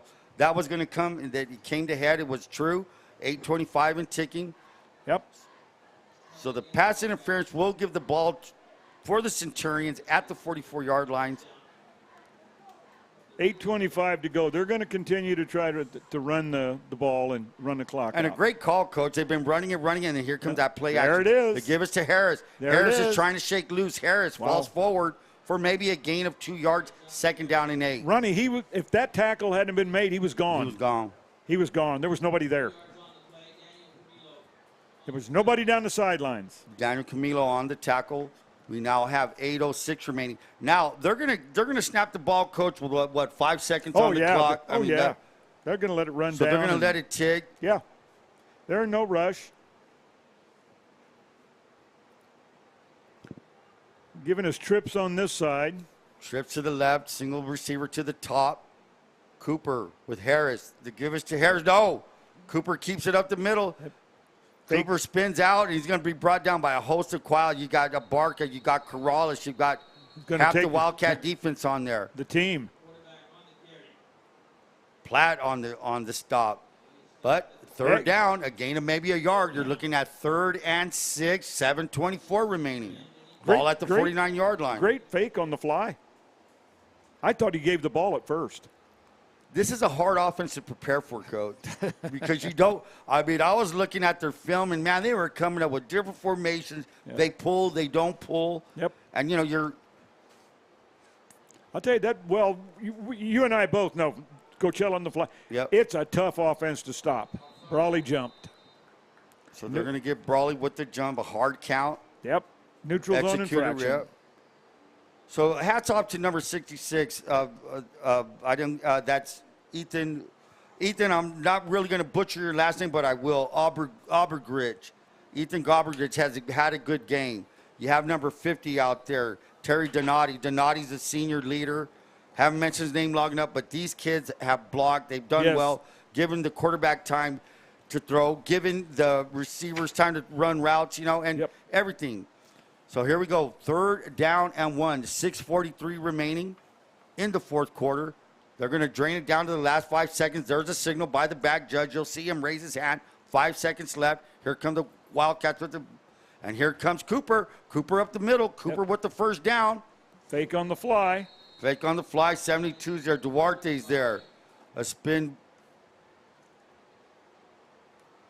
Well, the Wildcats now have given up another 1st down. 6:26 remaining. The clock will start once the sticks are ready to go. The fly is the closest thing to an option offense where you have to assign a man to a man. Sure. It is, without a doubt. Mano a mano. Yep. James Redd, another standout lineman for University City. As we said, they are going to take their time. 6:12 remaining, 6:10. Interesting third quarter, Coach. The Wildcats were driving, took 6 minutes off that third quarter, and then bam, the second half of that quarter, 2 touchdowns by the Centurions. And when they went down and stalled, Ronnie, that was... And here goes Cooper, and there goes Gardner, and there goes a touchdown. Or is he down at the 1? Down at the Camilo 1. on the coverage all the way to the 1 yard. Hey, they did not. They were relentless. You took away something, they're going to get something. Yep. Hey, they weren't going to sit on the ball. They were sitting, was it third down? Yeah. It was a third down. Hey, we need a first down. They went for it, but we have a flag on the play. Uh-oh. Holding on the Centurions. You know what, Ronnie, they knew that Brawley was going to be stacked up to stop up front to stop the run, and boom. There it was. So with 5:52 remaining, a big play all the way to the 1 yard line. Garner has been making big play after big play. He's at least maybe, I'm going to go with maybe 2 plays of over 50 yards. 5:52 left. 5:52 left. The Wildcats now. They're down, Brawley's down 41-20. They're 21 points. They're down, so. So before the night goes, let's get a scoop in real quick with Intercare. Since 1970, when it comes to healthcare, Intercare is here to help with locations throughout the Imperial Valley. Formerly Clínicas de Salud de Pueblo, Intercare, improving the health and wellness of the community. Back to action. Back to action, first and forever. My God, what was that penalty? Holding at the spot of the play? From the spot. 10, 15, from the spot of the foul. Well, 15 yards. Here comes that fly action. The snap. The give is to Harris. Harris, nothing doing. Hands on. Looked like Brody Enders was in there. He was the man with the first hands. Kind of slowed him up. Cleaned up by number 18, Matt Gutierrez, Platt, and Chris Camilo. The Dom team. For all your real estate needs, give Doug or Andrew a call at 760-337-8600. The Dom family has been in the Valley since 1908 for business, residential, and farmland real estate. It's the Dom team. If Brawley gets the ball back here, it's going to be, the clock will be under 4 minutes. It's 4:57 remaining. Yeah, Second down and forever. Do they have a guy down on the field? That could be cramps. Ivy Welding and Mechanical. Tonight's game is brought to you by Ivy Welding and Mechanical, industrial welding contractor, serving the geothermal and all industrial facilities in the Imperial Valley. Ivy Welding, a proud sponsor of Valley Sports Network in El Centro. Call Fred at 760-482-WELD. That's WELD. Catch all the latest information on Facebook page, Valley Sports Network. Burgers and Beer. For the best burgers in town, it's Burgers and Beer at 260 North Imperial Avenue in El Centro. Open 7 days a week and serving breakfast, lunch, and dinner. Come watch the VSN Game of the Week at Burgers and Beer. I bet you what game will be on there tomorrow night. Palm Desert Central Spartans. That's going to be a good one at Cal Jones Field. So that's how it's running right now. 5:56 remaining. CR&R Incorporated, Environmental Services. With recycling now more important than ever, CR&R Incorporated has developed innovative recycling and reuse programs. CR&R Incorporated, the face of a greener generation. I'd like to know what some of those innovative programs are. IID, Imperial Irrigation District. Remember what Dippy Doug says. Never swim in a canal and always conserve energy during peak hours. That means do your laundry earlier, not between the hours of 4 and 9. I'm just going to skip mine. I'll wash my stuff off outside. Z heard that. She's going to write it down, man. Oh, yes. I'll hear about it when I get home. So here we go. Real quick, want to stay up to date with the latest in Imperial Valley sports coverage? Follow us on Twitter at Valley Sports Net and make sure to have post notifications turned on. So here we go. They're winding up the clock. 4:53 remaining. The Wildcats trying to stop him here on a second down and a slant. Yep. Caught by their leading receiver. That is Troy Bassler. And Bassler, that may be his first catch of the day. He's been kept quiet. He is their leading receiver. 4th and 13. Nice. So now the punt team comes on. Yep. Or will it? They've got a 4th and 14. 4th and 14. They're inside Wildcat territory. territory. Third. Third. Well, I don't know where I was reading fourth down, but third down. It's third down, 3rd and 13. So 4:16 remaining, 4:15 and ticking. Next time they snap the ball, they'll be inside 3 minutes, perhaps. Let's see. And you know, Ronnie, if they punt it, they're gonna put Brawley in a hole. Sure. Motion by Garner. And there goes Cooper. Cooper! Yeah, right up the truck. Cooper, and we have a man streaking down the middle, and there's a touchdown. Is security going to get that guy? So while Cooper was heading west, we had somebody run off the field. So with 3:55 remaining, the Wildcats now find themselves down 47-20. Now, where did that kid run to? I don't know, but at least he had his clothes on. He had his clothes on. He may have cleared the fence. I don't know. So with 3:55 remaining. I hope he wasn't headed for Benson's house. Lightning strikes.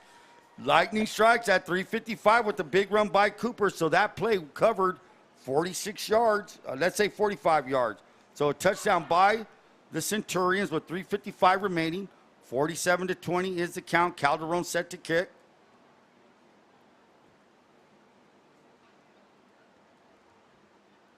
The snap, it's good. The hold is good, and the kick is right down the middle. So with 3:55 remaining, we now have 48 points for the Centurions. The Brawley Wildcats 20. Down by 4. We'll be right back.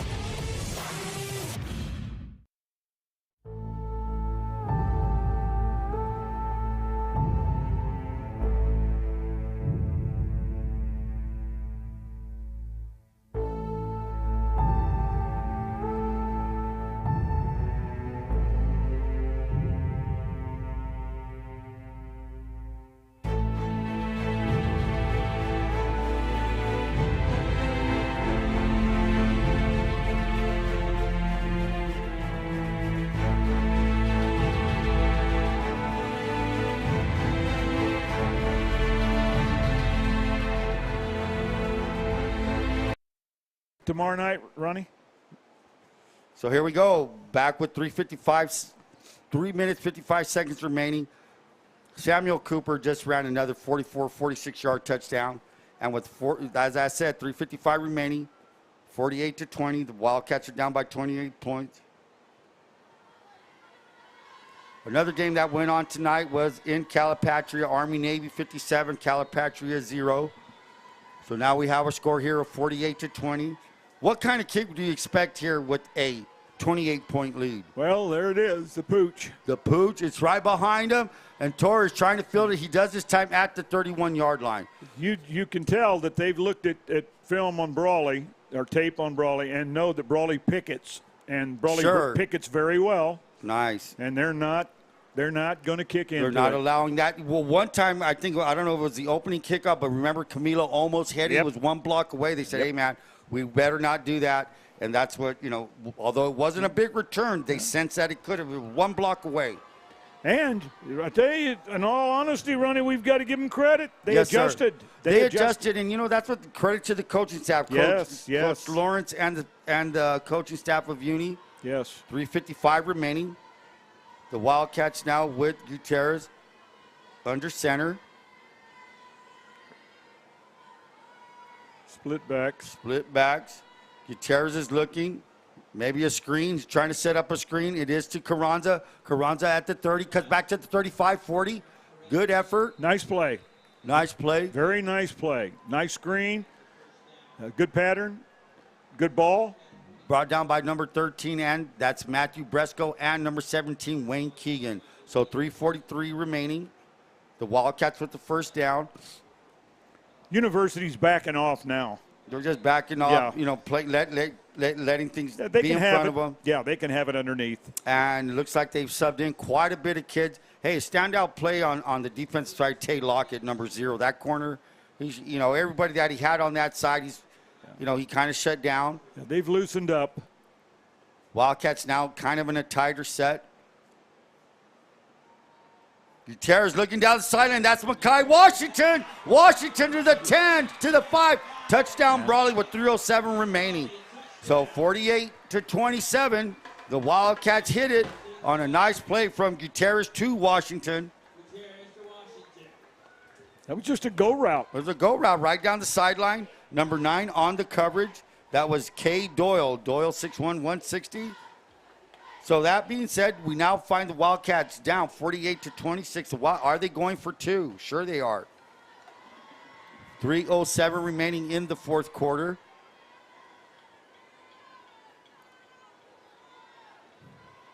Nope, they're going to kick it. They're going to kick it. So Urbano set to kick.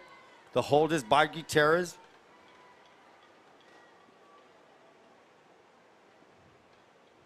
The snap is good. The hold is good. The kick is up, and it's right down the middle.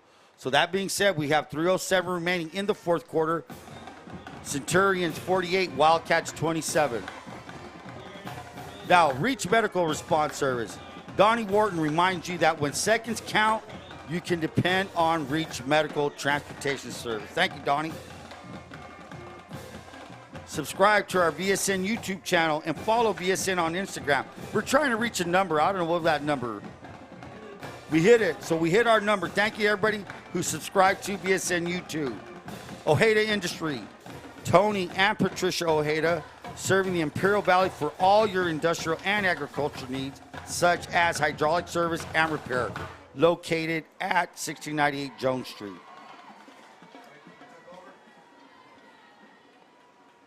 Havens Landscaping. Havens & Sons Landscaping. Havens & Sons Trucking is located at 603 East Main Street in El Centro and specialized in gravel, rock, and stone.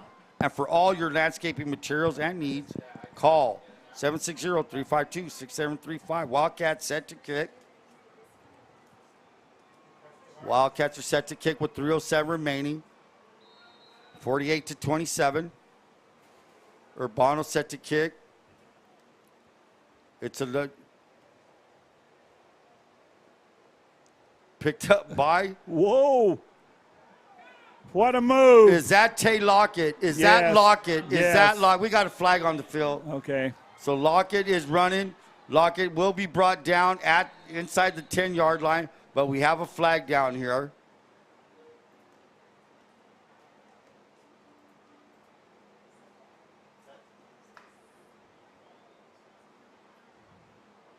The flag is against the Centurions.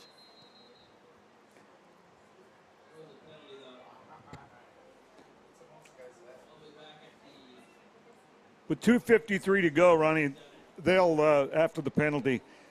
I look for them to try to run the clock out from here on. Now they may not, but that's what I look for. You know, Coach, you never know how a football game is going to turn out. You never know from the kickoff, to the. That's why I always say, hey, you could be ranked, you're this ranked, you're that ranked. It was a top 25 matchup. You never know how it's going to turn out. They may not take their foot off the pedal. No, they may not. But what an interesting third quarter that was. I truly believe that when Brawley went down and was stalled, I think that was a turning point. I mean, yeah, because you killed 6 minutes of that quarter. I kept saying, man, they're grinding it out. They're about to score. Yep. Boom, they get a defensive stand. Goal. Well, not a goal line stand, but they were held. And the momentum went over. And the momentum in the next 6 minutes was an avalanche. Yes. It was the turning point in the game. It just went from there to where we're at right now, 48-20, 2:53 remaining. The new quarterback is in, and that looks like, and they're still going to run up the middle with that. Is that Roman Rodriguez? No, that's number 2, Quentin Demara. No, you're right. It was a train wreck from after that. It was just the momentum just totally switched. It switched after that 6 minute mark. After the Wildcats could not punch it in, and can't cry over spilled milk. But man, I think there was one penalty there. Those 5 yards. Yes. Of without a doubt. No, Ronnie, you're right. Without a doubt. 2nd down and 8. And here they're looking. They're trying to run. He's rolling to his right. He's going to dump it off. Oh, a little bit underthrown, intended receiver. And so you're trying to get your reserves in, the kids that play on scout team, a little reward, Coach. Mm-hmm. Get out there, get your little bit of playing time. And that's just how football is. Yes. You that's the team sport that it is. Your number ones are going to play to the end as much as you can, and then here you go, Scout guys. Let's get in here. I have been very impressed with University. I have too. And, it's kind of funny because, like I said, I saw a match where they played basically like half a game versus Fallbrook. Yeah, you told me, Their yes. halftime score was 14-7. That's how it ended. And that's hard for me to believe. see, them not scoring in the second half. And here comes number 2. Look. He's looking. He's at the 40. He's at the 50. He's at the 40. Cuts back. He's staying in bounds.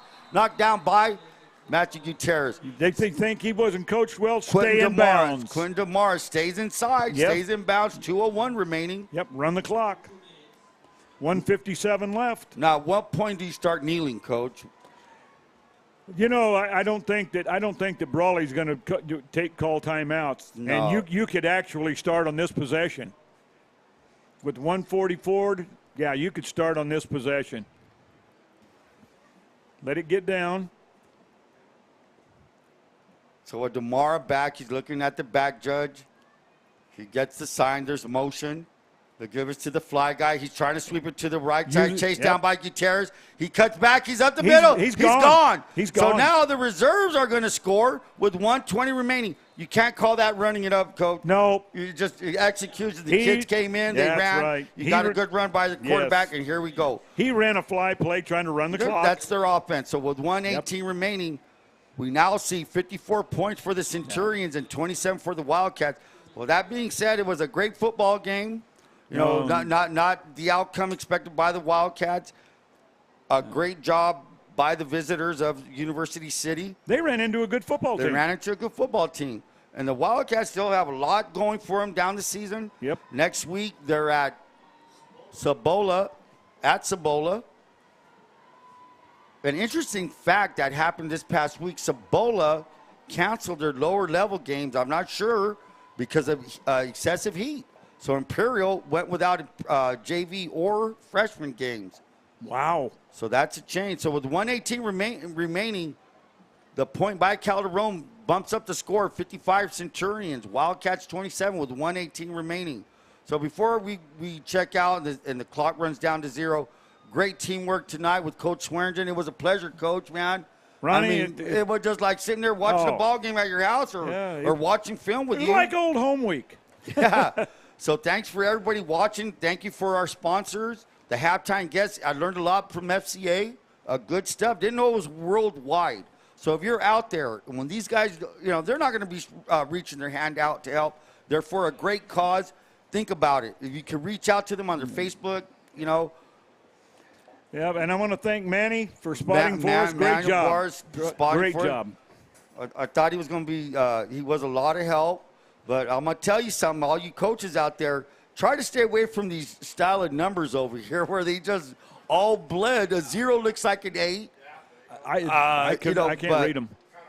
But congratulations to the Centurions of University City, the crowd that came with them, and Sarah Rubicava on Torres on camera, Joaquin Matuz running, directing, producing, as always, great job. Yes. Manny with the good spotting. And, and Will Torres doing his version of being an ambassador and of VSN. And clarifying some calls for us. Clarifying a couple of things. I guess that was his agenda tonight. Well done. So here comes the Wild. Another pooch. Will they recover it? And they don't.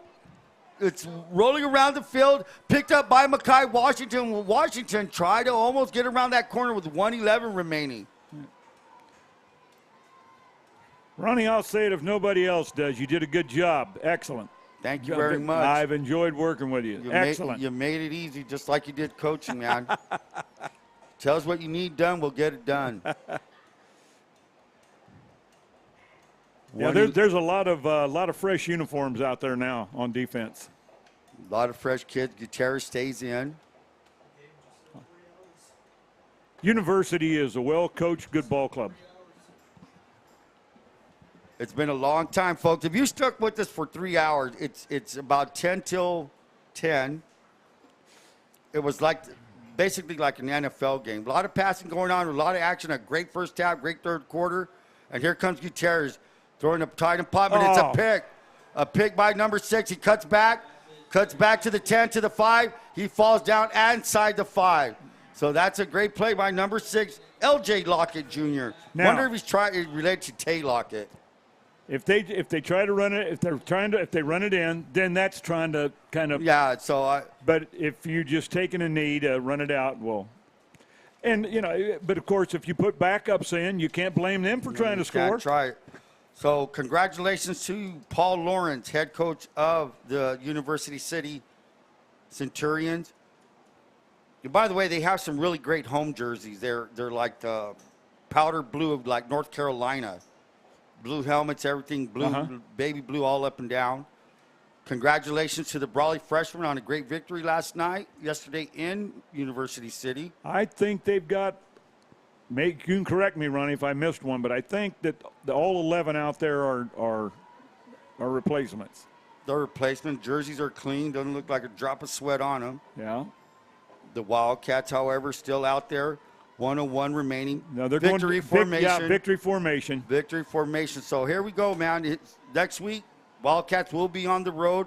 Not sure where University City will be, but it was a good one tonight, guys. And the Wildcats will lick their wounds and come back. Like we said before, football is a week-to-week business. You're going to forget about this. You're going to look at, as Coach Lowe would say, what's in that can wait till Monday. Yep.